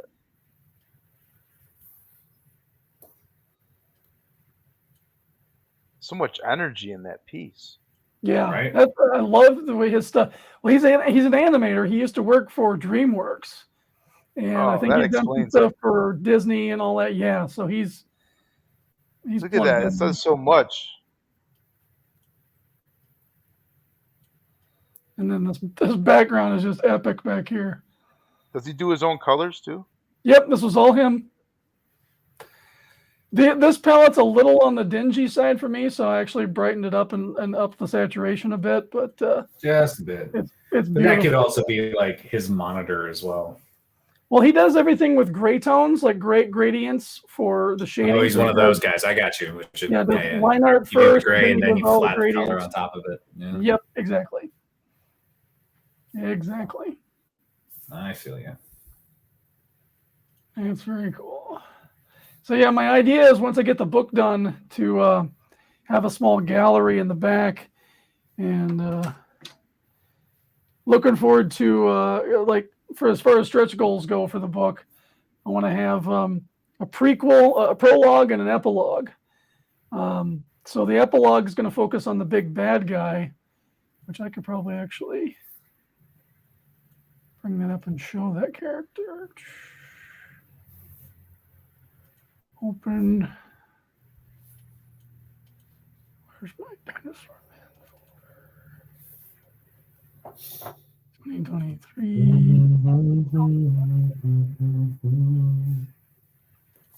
While he's searching, yeah, I what I end up doing most of the time is like shows go in, a couple of the beginning of the show, and just go through and look through everybody's stuff, then go check out their socials, and be like, oh, I'll have to try and swing by. But then, you know, if you get busy working on art and stuff, then it's just like, well, I was going to go do that. So this is Dr. Von Terror. Von Terror. Who's going to be, patterned after somebody we know. Yeah, I figured. And he's going to get a kick out of it when he sees this character, especially if I can make it into an action figure. But so obviously this is kind of like leaning on DC Comics Cyborg and Doc Terror from Centurion. There's a little bit of Doctor Doom in the character, so he's kind of a. There's a very for the epilogue. This character is very much Island of Dr. Moreau. Kind of inspired. He obsesses about combining organic matter with machines. That's he got booted out off planet, off of Tanalorn. He was the chief scientist and developer of all of their tech at the city of Samora, and so his experiments were just a little bit too much for them, and he gets booted out. Decides to take up base on one of the moons and practice his dark arts of ex machina. And so his big creation for the book is this, my version of the robot monster, the Ro-Man. Very nice. Yeah, this was so much fun to draw. I can't wait to be doing the fight sequences with Dinosaur Man and this character. So my version of Ro-Man is a little bit different. It's a probe. So the head part of it is actually going to be a probe that can be launched from his orbiting ship. And what the probe does is it seeks out natural life forms that it can be a parasite and kind of bond to. So it attacks this, peaceful vegetarian ape creature on the planet and sticks its tentacles in it, taps into its nervous system, attaches it over its head, starts decomposing in the face and the tissue. So you got that floating skull in there. And basically uses it to kind of camouflage itself. And, Look, you get all allegorical about social media. Yeah, there's layers to it. So yeah, that's going to be a lot of fun. I can't wait to do that stuff. And I really want to be able to do figures of everything. Like everything I draw for this book is toyetic, which means you're thinking about how it's going to be an action figure. Will it be a toy? Yeah. How will this design translate? Let's fix this top line. And I just love that all of us creatives, we're living in a time where we can make our own toys. If you'd have, I'm 45. If you'd have told me 10-year-old me, here's Dinosaur Man, this is your action figure you're going to make one day, that would blow my freaking mind. Yeah, I never thought I would have an action figure either. Well, it's not really an action figure. It's got to have movable arms and shit, right? To have an action figure. But still, you're taking something out of your head. You're making it a physical thing. I mean, that's awesome. Yeah, it is amazing. You know what I mean? You can print shit out at your house now. If you got a printer. Mm-hmm.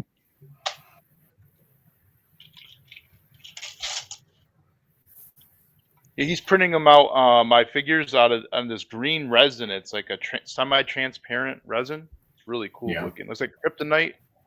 Nice. I'll show you. Well, not on stream, but not ready to Not show on the the world yet. stream, because it's a secret. For right now, not much longer.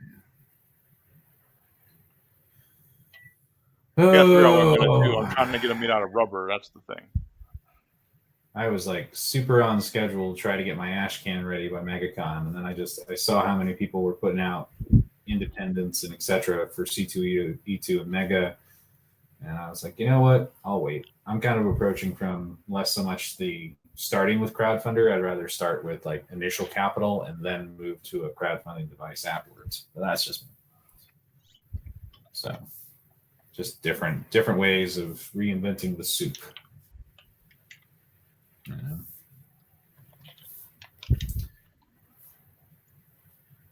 I'm gonna launch on Fund My Comic and see how that goes. Yeah.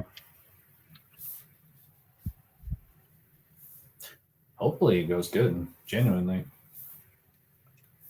Yeah, I just I put think Smokes up on there. It took me about, I don't know, a few hours to get it going. It's pretty much completed now. I just need to launch it. nice. So, how do you compare the posting a campaign to Indiegogo or Kickstarter? Is it easy on Fund My Comic? Yeah, I like it a little bit better in some spots, in some areas, because like you know how you can have a thumbnail for each one of your perks. This allows you to have multiple pictures for your perks. Nice. You'll see. You check it out, and then you can also put your trailer. Instead of just having a main picture for your campaign, it plays your trailer as your main picture in the thumbnail or whatever. Cool. Yeah. The preview. So is it auto playing and you don't have to click play, or? Yes, I believe it just auto plays without sound. Cool. Until you click on it or go there. And you know, there's a couple little bugs here and there, but if you like mess around with it for a minute, they're not that big of a deal. But it is the beta test or whatever. So it's a little bit buggy. So if you see any bugs or anything, you're supposed to contact them and tell them. But there's nothing major. No major bugs with it. Just a couple of small things that I saw. But it's pretty easy. I just, copied and pasted the stuff from my old campaign into there, and then you could put photos in pretty easy. Yeah, it went pretty smooth actually. Very nice. And they're just on Bancroft last night. Oh, sweet.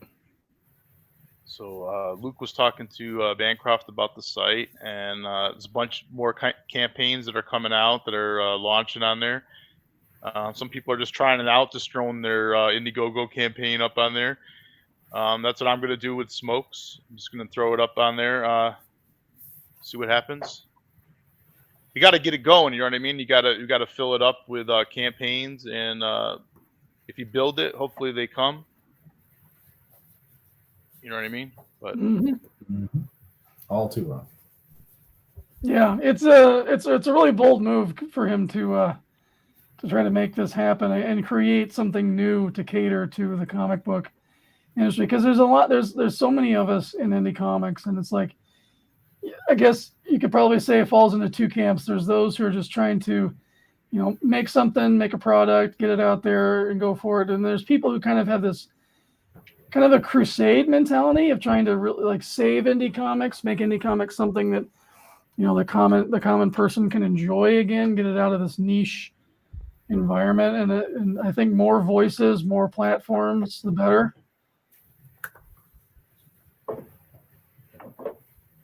I don't know. For me, it's like Dinosaur Man. Like originally this was something for me that I wanted to do, that I enjoyed. But when I took him and I got the prototype doll for Spaz back there in the back, the plushie. So I took that. I took my banner. I took some art. I took the prototype action figure to PowerCon last August, and I had fathers and their sons begging to buy this stuff. Like, when is this coming out? Can I buy this prototype? Can I? They were just like loving the character. Kids were really identifying with him, and so I'm like, that kind of really changed my focus. Like, okay, I'm not just doing this for me. Let's give young boys a cool character again to love, like I had Lion-O and He-Man and Optimus Prime, and it's our generation, Gen X, was like really, we were the latchkey kids. We were the ones our parents all had to be working both jobs, so we were the generation to get babysat or to just like live on your own and figure it out. Our parents weren't helicopter parents. It was like, go outside, come back before it's dark, that kind of mentality, which is so different from today. And like for me, it's like where my parents were absent, one of the things that filled the void was my cartoons. Optimus Prime saying, freedom is the right of all sentient beings. That's the kind of thing that sticks with a kid. And I just don't see that in modern cartoons for kids. It's all like ADHD fart humor, and if they're trying to sell a toy, it's junk. So I don't know. Maybe I'm just being romantic about the 80s and 90s, but they were all definitely there. They were there for me, even though it was a glorified toy commercial. It was there for me. It was a safe place to be. Yeah. Yeah, I remember going, coming home from school, watching G.I. Joe. Enjoying Saturday morning cartoons. One of Josh's favorites is Bucky O'Hare. Bucky 50-50. 50-50? Yeah. Like, I didn't really get to see a lot of Bucky as a kid. It was more a repressed childhood. But it had the same vibe and feel, and it was more readily available in the UK than Ninja Turtles or any of this other stuff. Like, they were really big on that whole Excalibur comic book, where it's like the NFL football team that becomes Knights of the Round Table. Oh, okay. Like, it was like that and Sequest kind of stuff in the UK. Wow. So, like, all the stuff that just was crap here. They were like, what is this? Like, get a couple of Transformers, but not too many. Like, I genuinely don't know if those, the Destructicons, whether or not they were actually green, because in the UK, they were all yellow. They were yellow and purple. So... I didn't know until I came back to the States that they were green instead. Little things. So, like a fluorescent green or something, wasn't it? Yeah, they're like a fluorescent neon green and purple. But yeah, it could have just been that was like they gave them the alternate line in the UK kind of deal as well, because it wasn't really about rarity in that case. It could be that. It could be hey, because this is construction gear, it needs to look like construction gear. Old Dirty Fatty. Now that's an award-winning name. Says, "Hail, Eric. I'm glad to see you. Thank you very much." Hail back. I had a conversation. The reason why it's like 50-50 is like, yeah, don't get me wrong. I bought all the boss fight ones with the the main heroes and the commando. But let's call it. In November, I was next to Larry Hama and at another show and just chatted a little bit about the industry and like the differences as well as like the rights and the royalties that he and the other creators got for Bucky as far as like the payouts were concerned. So got a little bit more information that kind of shifts my perspective a little bit. Yeah, the seedy underbelly of who gets paid. Well, weirdly enough, it was one of those things where it's like because of Neil, like they actually got paid. Nice. And I say weirdly enough because like we all know that Neil was not a saint, right, to begin with, but at the same time it's one of those things where it's like we always try to like pretend that the dead never committed any sins. Anyways, don't mind me. Happy thoughts. So yeah, it was just a it was a good experience to kind of be there and process things and hear a little bit more realism from somebody who has been grinding through and is considered one of our like gods and legends. Mm-hmm. Yeah, I met Hama before. Yeah. He was at the Rocky Mountain Con. He was actually the guest of honor.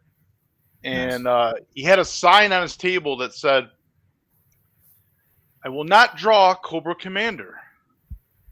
Yeah. And I was thinking, what the fuck won't he draw Cobra Commander? And what do you know? I have a jam piece in the center. The center figure was saved a spot for him to draw Cobra Commander. And I showed him it. I said, "I really want you to draw Cobra Commander right here." And then he actually did. But he told me the reason why he doesn't like to draw Cobra Commander, I don't know, it's because of the details or whatever in it, I think it was. Or everybody asked him to draw that character. But yeah, he had a sign. Yeah, every once in a while, "Do not man, draw." you just hit this point. You just don't want to draw stuff. I get it. Yeah, he must have overdrew him, drew it too many damn times. Like, I'm not drawing that shit again. But it was cool that he actually, did it for me. Yeah. And he also did a sketch in my sketchbook, and he said that, he normally doesn't do that. He won't do a sketch outside of, like, the little sketches that he does, like on a little paper that he does, the G.I. Joe sketches or whatever. Mm-hmm. He usually doesn't, draw on somebody's book. But he did that too as well. So he broke a couple of his own rules for me for some reason. For Very my wife good. and I. Sometimes that makes the experience better too. Mm-hmm. Yeah, it's just a little show,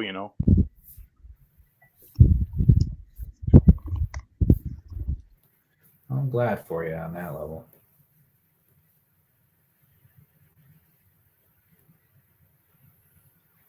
And you're like, did I put this on the right layer? I was like, no, I didn't. Life goes. My audio went out. Me or you? Me. I think it did. Got a cat over here that's going crazy. Oh yeah. Yeah, my I'm cat. out of canned cat food. I only have the dry food, and he's getting mad about it. Oh yeah, Louise wakes me up at 9 a.m. every day because she wants her canned food. Sometimes I miss having a cat. Sometimes not so much. It's those kinds of moments. You're like, you know what? I'm good. Yeah. Yeah, it's difficult. It's difficult when you're doing excessive amounts of traveling and stuff to. Hard truths. Like when they're conditioned for it, it's less so much an issue, but So I was on the road all the time when Spaz was sick, and I missed a lot of time I could have had with him because I was constantly on the road, and I really regret that. Yeah.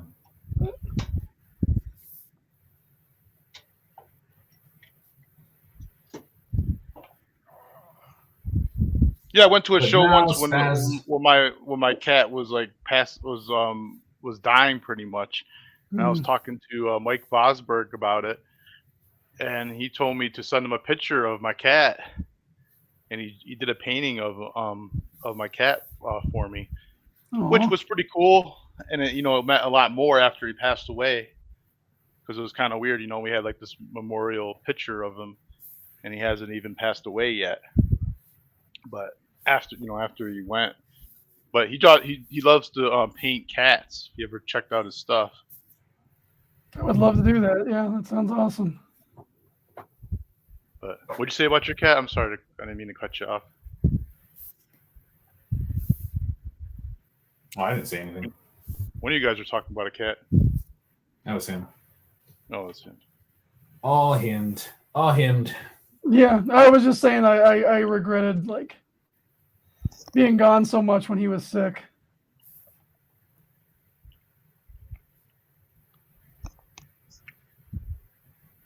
Yeah, you have cats for so long; they're like basically your family.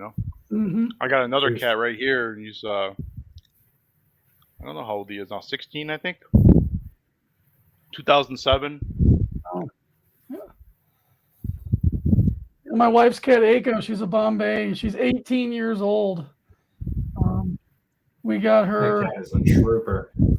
Yeah, she doesn't leave the bed much, or she'll go sleep by the heater. She eats and sleeps. That's the extent of her livelihood. But yeah, she's still kicking around. Isn't that what all cats do? Well, Louise, cry. she's a precocious 5 or 6 now, and she enjoys eating ravenously. Like, we have to shut the door so that Aiko, who will take time throughout the day to eat her food, doesn't get Louise eating all of her food. So we have to keep them separated during the day, which sucks. But Louise knows to tell time, because she knows when 4 o'clock runs around, that's when I've given up on Aiko eating her moist food, because it starts to dry out by then and she doesn't want it. But Louise will eat beef jerky at this point. Like, she'll just clean the plate, whatever it was. It's all dried out. She does not care. Oh, what I do for cat food is I give him the food, and then when he stops eating it and he goes back to bed or whatever he does, I'll just put like a paper towel around it, a little bowl, and then put it in my fridge, and then give it back to him later. Yep. I would love to be able to do that, but we live upstairs without the kitchen, and the kitchen is like, I don't know. It's just been the house we live in has been permanently under construction ever since we moved in. So the cats don't get to go downstairs and stuff, which kind of sucks. But if we had a little bit more room, I'd put a mini fridge up here just so I could do stuff like that.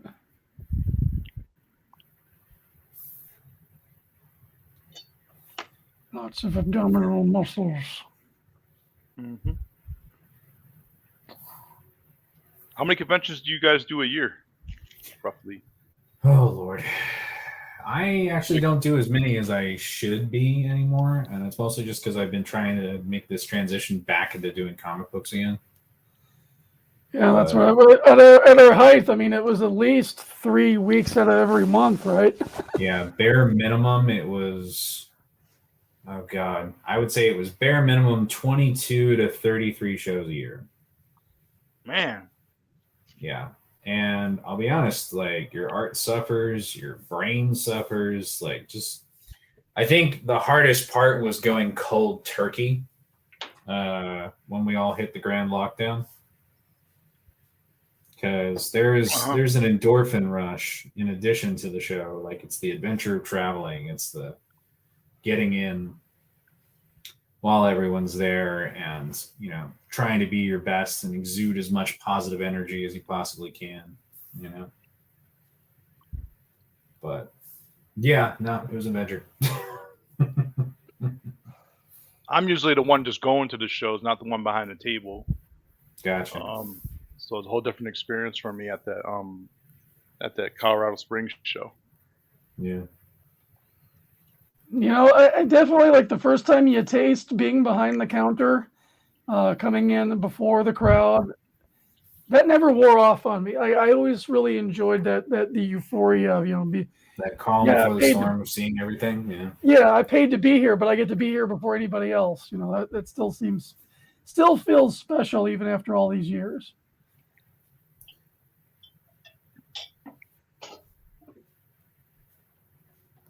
Yeah, I didn't really walk around too much. I just stood up the whole time behind the table. I feel that if it's best you be standing up. You're just sitting down, people are just going to walk past you. Yep. If I wasn't drawing, then that's exactly what I was doing too. So.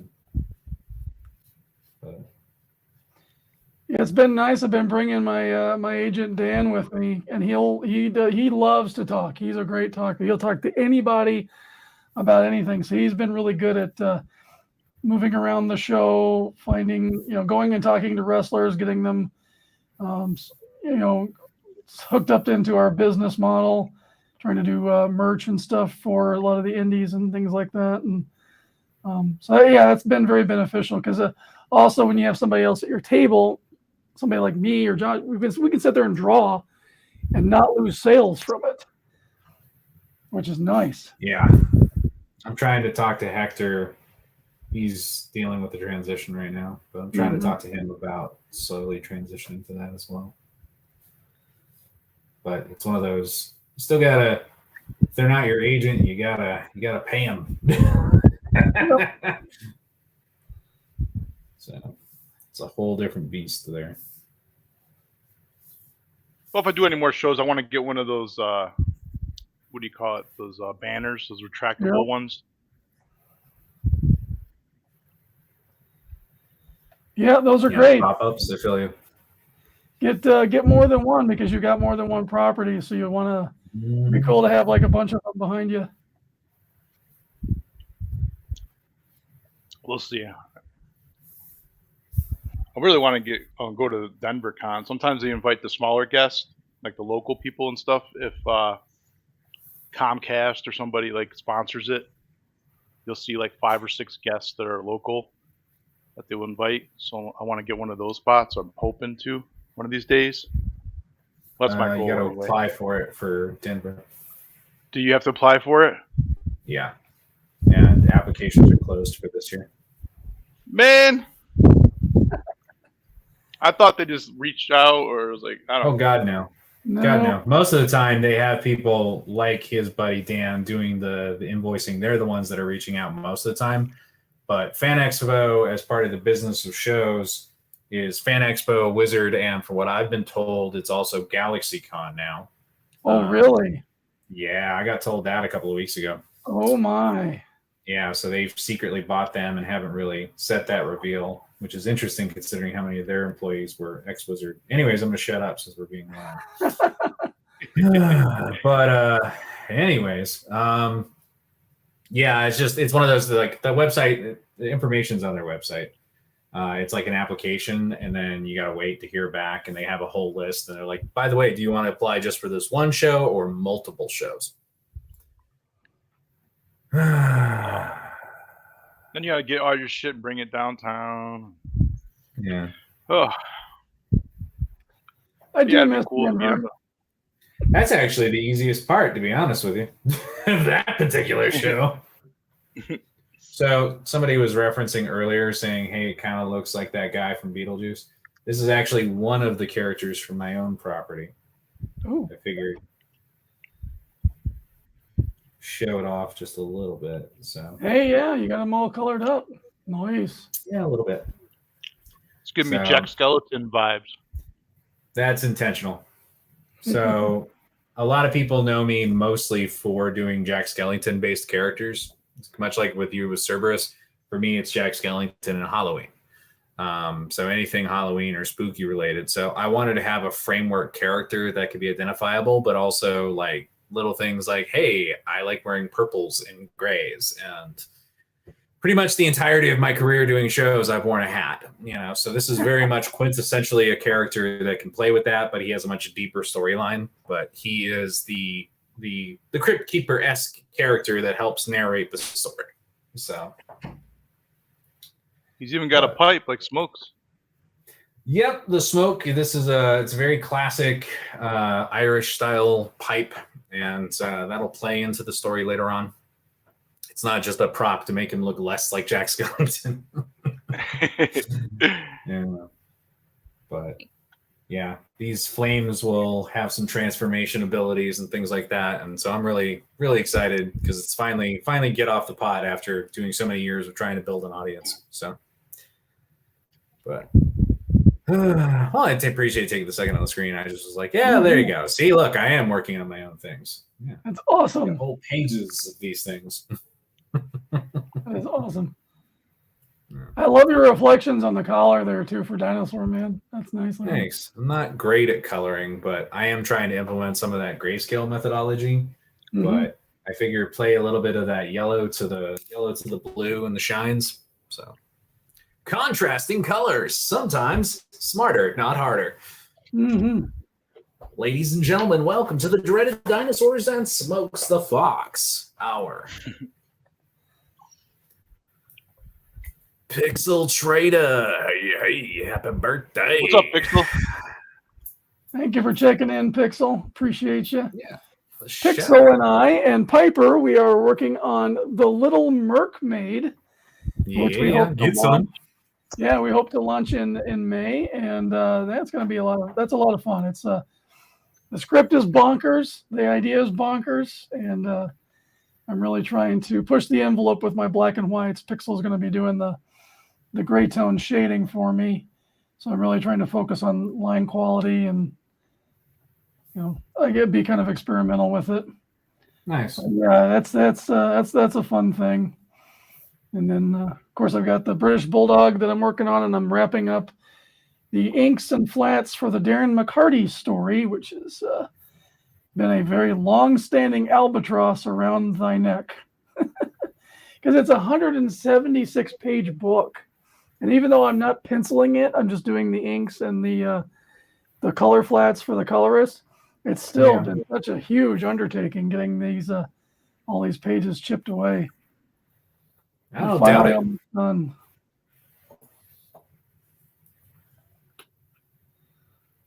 And once I get the Dinosaur Man books out the door, I got a team up book in the works with my buddy Big Boy Robo. And we're hoping to bring that out too. I might even bring them both out at the same time because it looks like they might get done about the same time. Just make it a two-for deal.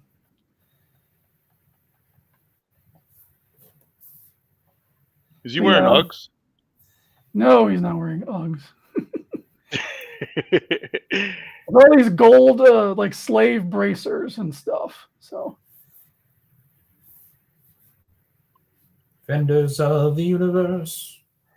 it's an excuse for me to do some Bob Layton style reflection stuff, which is one of the things that always captivated me about his style. Was like he was like one of the first guys to come along and really try to render metal to look like metal with reflections and stuff in it.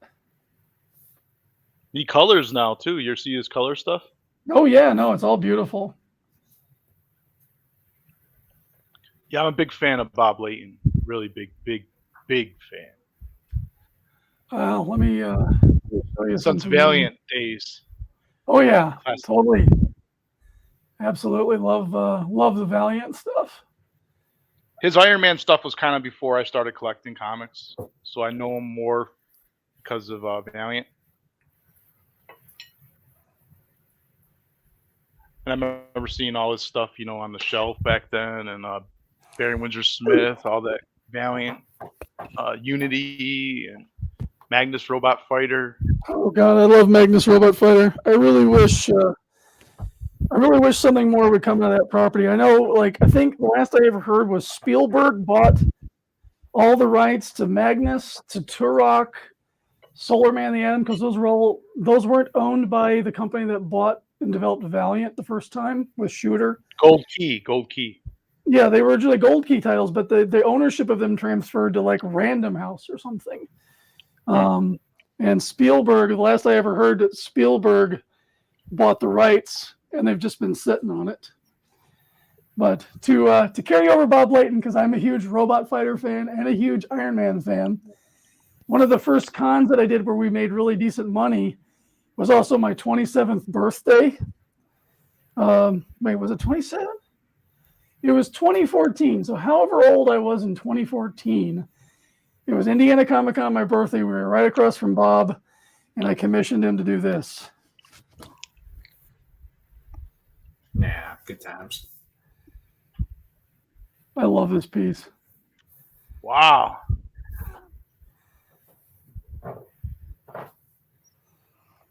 Storyline I've had in my head forever that'll never happen, but I would certainly throw all my money at a book where these two clash.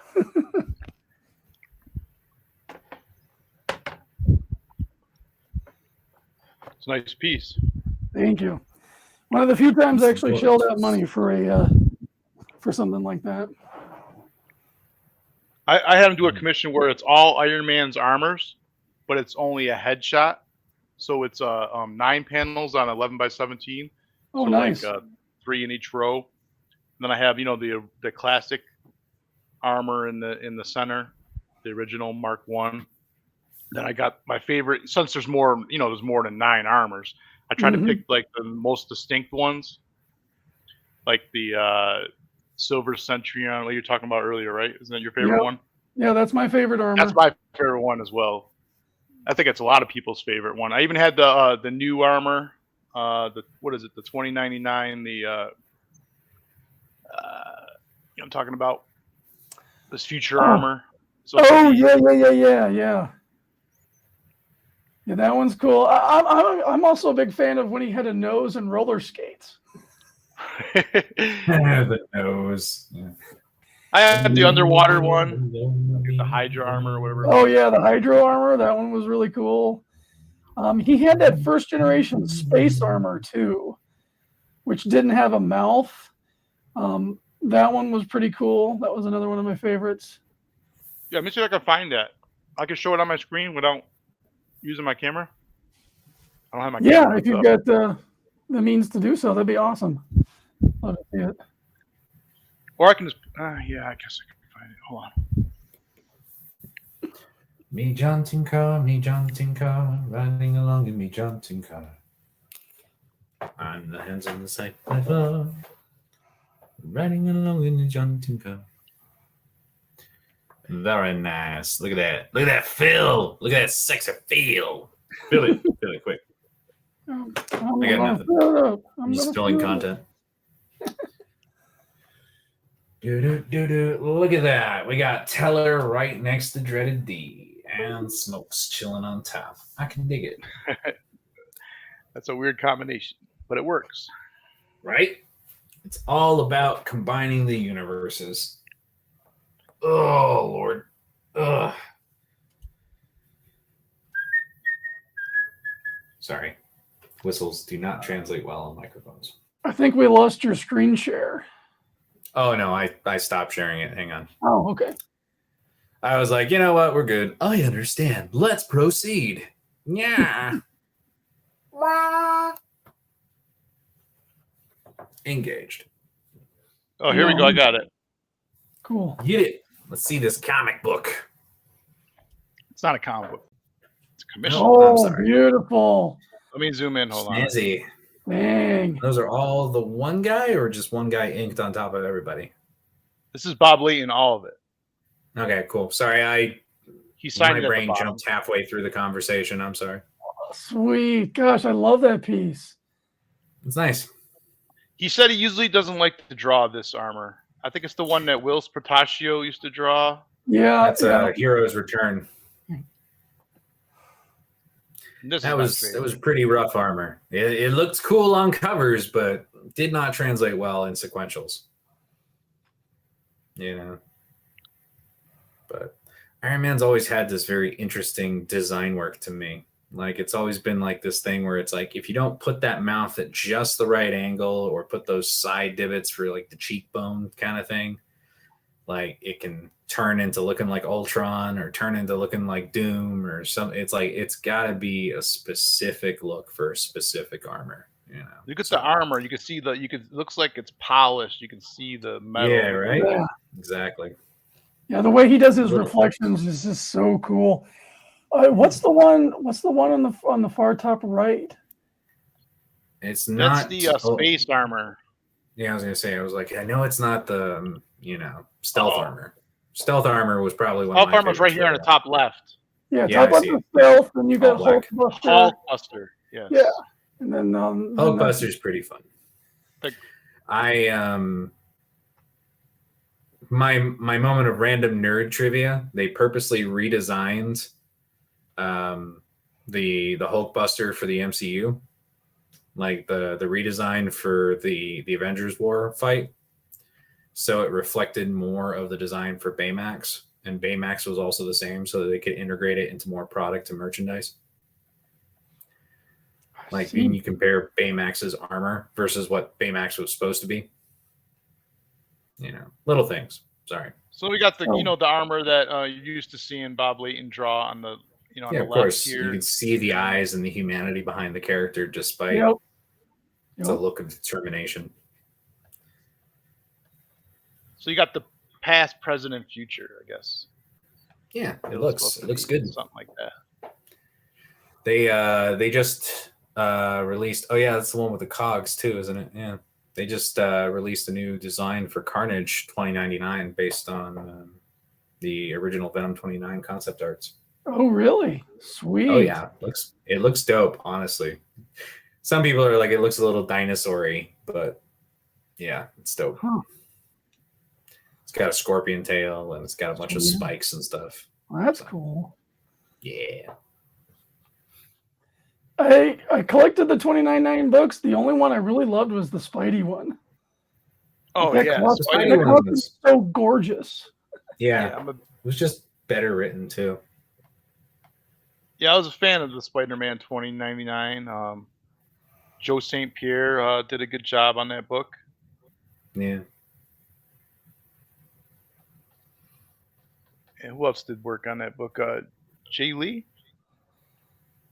I don't think Jay worked on it unless you're Maybe talking did about the new version. covers or something. Maybe for one Yeah, I of the guess new it was. ones. Yeah, I guess it was recent, more recent. Yeah. So originally, Yeah, I was I like, think yeah, it you was definitely- Joe St. Pierre and Peter David, was it? Sounds right. Or he did the, Peter or Ralph or something. He was at Amazing Vegas last year, so everybody kept coming to me because I was one of the only people that had 2099 art. I was like, okay. yeah, I have a page of 2099 art. It's a Joe St. Pierre page. Nice. It's a good design. Out of all the Spider-Man designs, I like the black costume and the 2099. I'm not a big fan of any other costumes besides the original. And I think concept wise, it depends, of course, on the characters and if it's a gimmick or not. I think we all kind of got that 90s hit of Spider-Verse before Spider-Verse. So we all kind of have our own little takes on what we like the most of. But yeah, I don't know. I kind of like the new 2099 design. I'm sad they didn't push it more. So when they did the white suit, like I like that pattern more. It was less here's a skull kind of deal. Like the skull was there, but it wasn't. And it felt more future, but it could just be interpretation of the future based on, when it was produced versus now, Right. So that was 10 years ago at this point, I think, but making us all feel old. Back in my day. Back in my day, you don't understand what it's like to be one of these cool people. We didn't have to have purple and red lights everywhere. There's a guy doing TikTok videos, and it's like his whole shtick is why like stuff in the Gen X era was shit, and this is why. And he's just got this very sardonic delivery about certain things. We put this and thing over our feet and swung it around and gave ourselves indirect bleed. We oh cut yeah, our own it's ankles. tons of that. It's like Yeah. what was that board that had a dodgeball in the middle of it? You're supposed to like put your legs together and hop around on this thing. I remember the one that you had to put on an ankle and then you had to spin it around and try and jump over the ball / stick with the one leg. And I was like, nope, I don't. My brain never had that dexterity. But life is a highway.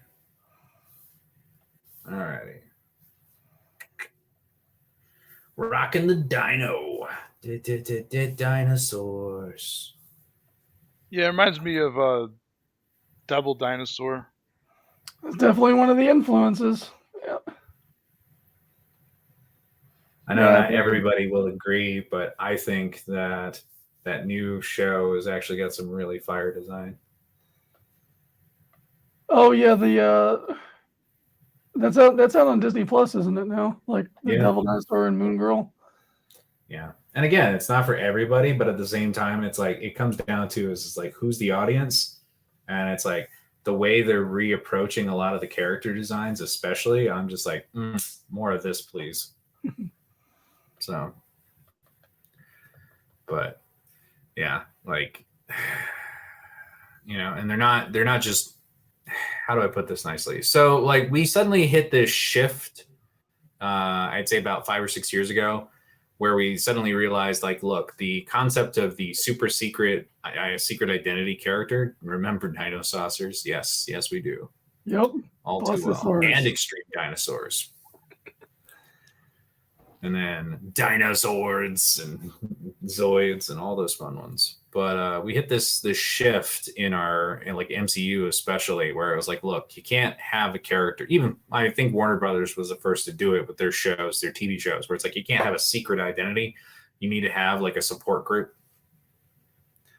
And it's like some of them like just really like shove it down your throat, you know, like, yeah, guess what? Well, they're just going to go find their bestie, and then their bestie's going to tell somebody else, and there's a trio or a group of 5 or a group of 12, you know, so you have more options for storylines. But from what I can see, Moon Girl and Double D don't do that. Like, it's like, yeah, this is like her friend who handles like dealing with social media, you know, and, you know, lets her still do her science thing and be a superhero. And she doesn't let, when people start, like, there's literally a troll character that's like, just wants to make fun of her.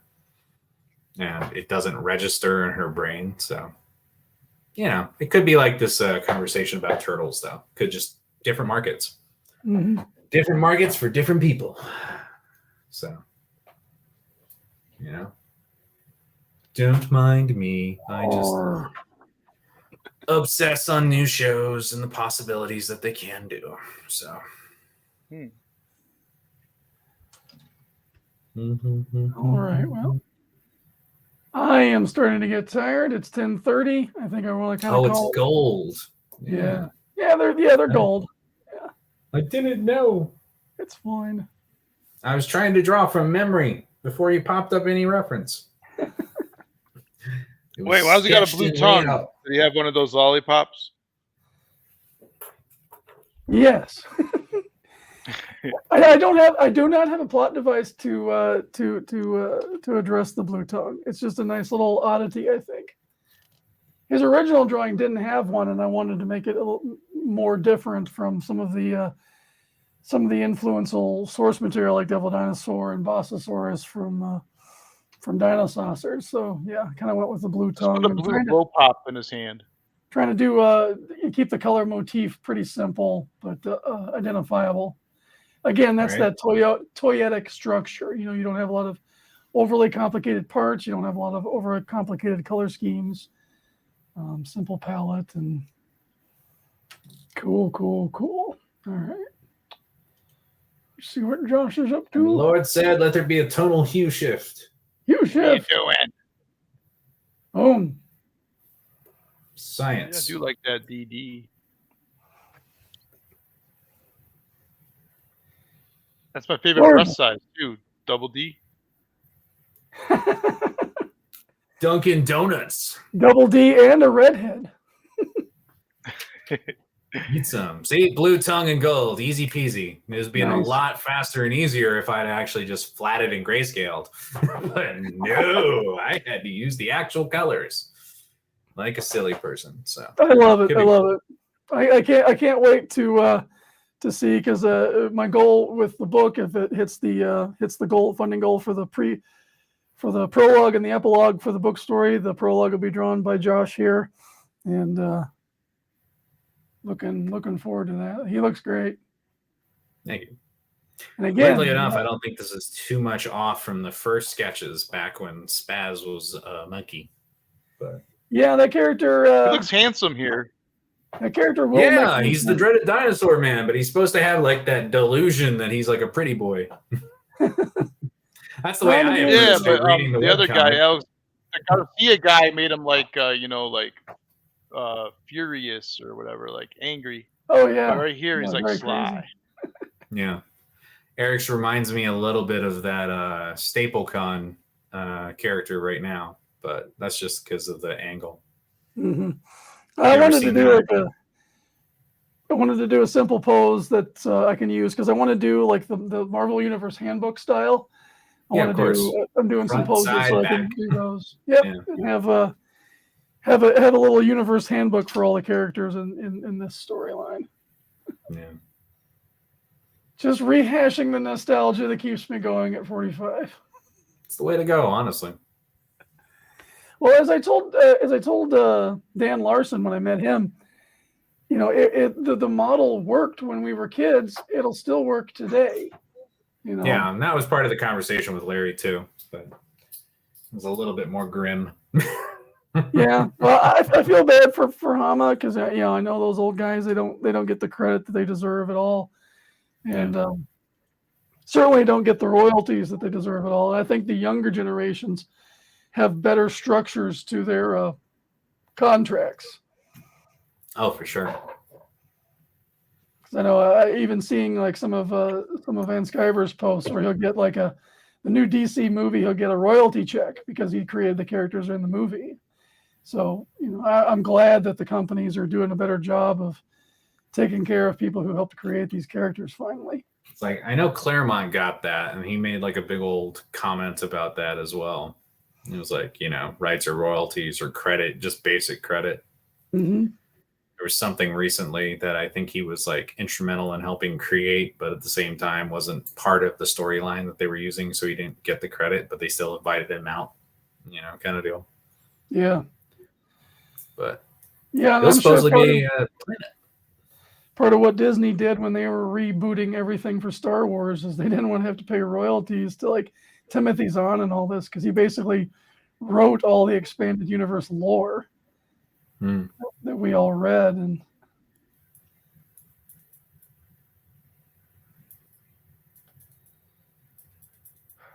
one of the things I hate about Clip Studios, if you're not zoomed all the way in, you don't see all the little fill pockets that get missed. Right? I feel you there. Like, I already know there's at least 2 or 3 of them in this one. And I'm like, you know what? There's sketches. I'm not worried about it. It's okay if the teeth are covered with a different color. I'm not worried about it because it's not a finished piece. Like, just let it go. Why does the software do that? It's like, you zoom out and you don't see them at all. Yeah, right? I don't know. It's a graphics interface thing. On a side note, I have the stupid remote for zooming in and zooming out on this, and I just forced myself to buy it for my tablet so I can work on stuff at the show. And I was like, let me try and get used to this, and I have to do this still. I'm like, oh, this sucks. I have to zoom in and zoom out, but it's like I can still set it up so it's like, okay, the pen doesn't do the zooming. It has to be 2 fingers touching, so could be worse problems to have, but. Yeah, it's like I look at the stuff that people are doing in Procreate. I'm like, I really want to do Procreate, but it's so geared to multiple dexterous finger touch crap, and that's all lost on me. Yeah, this Xiance was like $80, I think. I think I got it on sale, but it does the same thing as like the Clip Studio remote and the the OBS switch decks and stuff that are like $300-400. Does all of that for like $80. So I'm like, nice. And I've had to charge it twice in the last 8 months because it's straight up efficient. It's like you can go in, open it up, choose which buttons and hotkeys are for each thing. And then, OBS has its own hotkey system too. So it's like I just literally move to that program and it'll switch to that app's buttons and hotkeys. But well, guys, I really want to thank you for showing up for my birthday, and I want to thank everybody in the chat for at least giving me a happy birthday. I was really curious to see who would show up, and especially when 40, you're in your 40s. It's like, how many of my friends are going to remember me? How many of my friends are going to show up if I do something? Because that's just the nature of being old. You're so busy all the time, stuff going on, and. So thank you very much. Appreciate it. No worries, man. Happy birthday. Thank you. What do you think, Belmont? Birthday. You want to try and do some off-key singing? All right. All right. We'll go. All 3, 2, 1. Happy birthday to you. Happy birthday to you. Happy birthday to you. Happy birthday, Hard K. Happy birthday to you. It's like a round. It's perfect. Thank you very much, guys. I really appreciate it. I definitely do. Man. All right. Well, anybody who's watching this video, you need to check out my buddy Josh Lyman. Josh, where can people find your artworks and stuff? Oh, I am that horrible outlier. I am Art of Josh Lyman on literally everything. So if you're trying to find me, that's pretty easy to find. It's Art of Josh Lyman, Lyman. Nice. My biggest platform right now is TikTok, just because it actually does push me out to my audience, and we're doing pretty good over there. Sweet. And I get paid to draw over there, so small Wow, wins. But nice. other than that, I'm on Instagram and Facebook and all those other ones. I got rid of Twitter because just before the whole drama ensued, just because I realized he was like, you know what, this is mostly for writers and gators, and I was like, I don't need to be anywhere near those people. So, but yeah, Art of Josh Lyman, social media. That's me. Thank you for asking. All right, Belmont. Where can I'm people on find YouTube. you? Yes. Belmont Press Comics on YouTube, and I'm also on Twitter at Justin Belmont with an underscore between my first and last name. I don't do Instagram really or Facebook that much. Yeah, I don't like those platforms much either. I do the Instagram; it's good for showing photos, but Facebook is just it's gotten My so God. broad now. Yeah, I'm done with I don't Facebook. know. I don't care if they went out of business. You know what I mean? It wouldn't bother me one bit. I'm making revenue, so I kind of care. Nice. Well, hey, you can Yeah, crack the they're code a in the professionals algorithm. platform with views versus likes is definitely worthwhile, but makes taco money. There you go. I tried to promote on Facebook, and it's even that they block you from posting your campaign, and it's just ridiculous.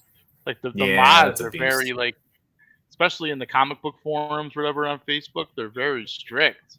I mean, we're talking about comic books here, guys. Let me post my fucking campaign or whatever. Post stuff, and they say denied I for feel you. spamming. I'm like, what? Spamming? It's the first time I'm ever posting in your site on your board. How's it a I'm sorry, spam? man. I don't know. I just didn't have good experience on Facebook with No, promoting hey, I feel you. comic It's all book good. Trust me. Different strokes for different folks. I feel you completely. The off key was amazing. Yay. No charge. Beautiful. Yeah. Beautiful. Free of charge this time. But yeah, happy birthday, Eric. And where can we find Eric? Well, Right I am at Dreaded Dinosaur on all the social medias. You're on Google Plus. Good for you. I just refuse to appropriate. destroy my Google Plus. I know. Up there in the ether. And give me a like and a sub if you don't mind. Click the bell. It'd be nice to get to 100 before. I'm at 94, I think. And anyway, but I Nice. want to try to do this more often. I want to do a lot more draw streams. I absolutely hate the drama streams. We don't need any Same. more. We don't need any more shows high with school drama. tucking heads being a crab bucket about whatever is going on in the news. I just want to draw, have awesome experience, and tell people about Dinosaur Man. So It's the way to go, honestly. And if we can make it so it transfers into content in other capacities as well, bonus. bonus, yes. Yeah. All right. Oh, I almost forgot. I guess I technically have to shill something. Uh-oh. Chill away. Hang on. So we're going to this wonderful event called Planet Comic-Con next weekend. I don't know about Nice. you guys. You guys got any shows lined up? I'll be doing a small Clausen show next weekend, and then going to Steel City Con after that, and then bouncing to Squared Circle Expo after that. Very nice. Very nice. A lot of stuff going on. I just had What- DenverCon lurking, but that's not for a while. Yeah, Oh, the Denver Fan Expo, whatever you want to call it. Nice. I feel you. All right, let's rip it real quick. All right, so I've been currently working with something with another artist named Cameron Johnson, and we decided we wanted to create our own book, and we found an interior artist. His name's Fuzzy Art. He does really, really great work. As far as I'm concerned, it's phenomenal. And long story short, this is Cameron and myself's covers for the Ash Can, and then of course we're also going to do a medal. This is our main protagonist character as far as that's concerned, but we are debuting this Ash Can at Planet Comic Con. It's limited to 100 trades, 50 foils each, and the foils will be numbered as well. And then we're going to do 5 metal prints. And then real quick, I'm just going to go ahead and open up this book just to show one quick page here. So that was because it's an Ash Can preview. It's its own little beast. But let's see, which page? That's tempting. And when you're trying to decide which page you want to show, you're like, It's like, all right, cool. Let's go with that one. All right. And last but not least, yeet. Bear with me. I apologize. I'm still getting used to reusing computers again. It's like, oh, yes, you don't do things traditionally all the time. That is not the same folder. If it is not working. Okay, well, I'll show this. I'll show that one. So this is our interior artist. Dang. Wow. That's yeah, gorgeous. and this is just the black and white. And then here is our main protagonist as well. So needless to say, we're excited. We already do have a kind of a script laid out for the rest of the book itself, but we're trying to go with the method of doing ash cans. Then once we have the ash cans popularity and growth, that will transition over into the actual book being available elsewhere. I do have a couple of pre-order bundles available on the website, but other than that, that's about it. Yeah, so Yeah, that looks I really appreciate cool. let me get that last shill in. Absolutely. No, it looks beautiful. It's got that whole Wizards of the Coast, Yeah, we wanted to go high fantasy meets Zelda, straight up. So very and Fuzzy, cool. the artist inside, he's on webtoons. He's got a couple of different things he does on webtoons, but he doesn't really use a lot of social media otherwise, and he prefers anonymity. So it was like, all right, this works for us. Yeah, very cool. So, very cool. yeah. Yeah, speaking of the webtoons, there's a link in the description down there. You can go check out Dreaded Dinosaur Man. Chapters 1 through 11 are up on Webtoon, 11. on Tapas, and on Global Comics. So those links are down there. Awesome, cool. Well, thank you once again, guys, for showing up, giving me a little ounce of interest to open my presents, and just kind of enjoy this day as much as possible. Back to the grind on Monday. Yeah, congratulations on that label, man. That's pretty cool. I thought you just did some logo or something. I didn't know it was some big story behind it and all that. It's crazy. It's crazy. It's so awesome. There's an all interesting this stuff in the special pipeline. too, especially if it hits streaming. Sorry. Yeah, it'll probably be hitting Amazon Prime after they do a small theater opening. Nice. I don't know exactly the details of that, just kind of what I've heard an offshoot. Most likely Amazon Prime. I think that's the one I've heard the most. But that'll be cool. I get to have an IMBD credit. Woohoo! Yeah. Really? Nice, man. Yeah, well, I'll be in a documentary film, so I might as well create an IMDb account and do a credit. All right. Thank you again. Thank you, chat. And later, Code Name. And I ended up.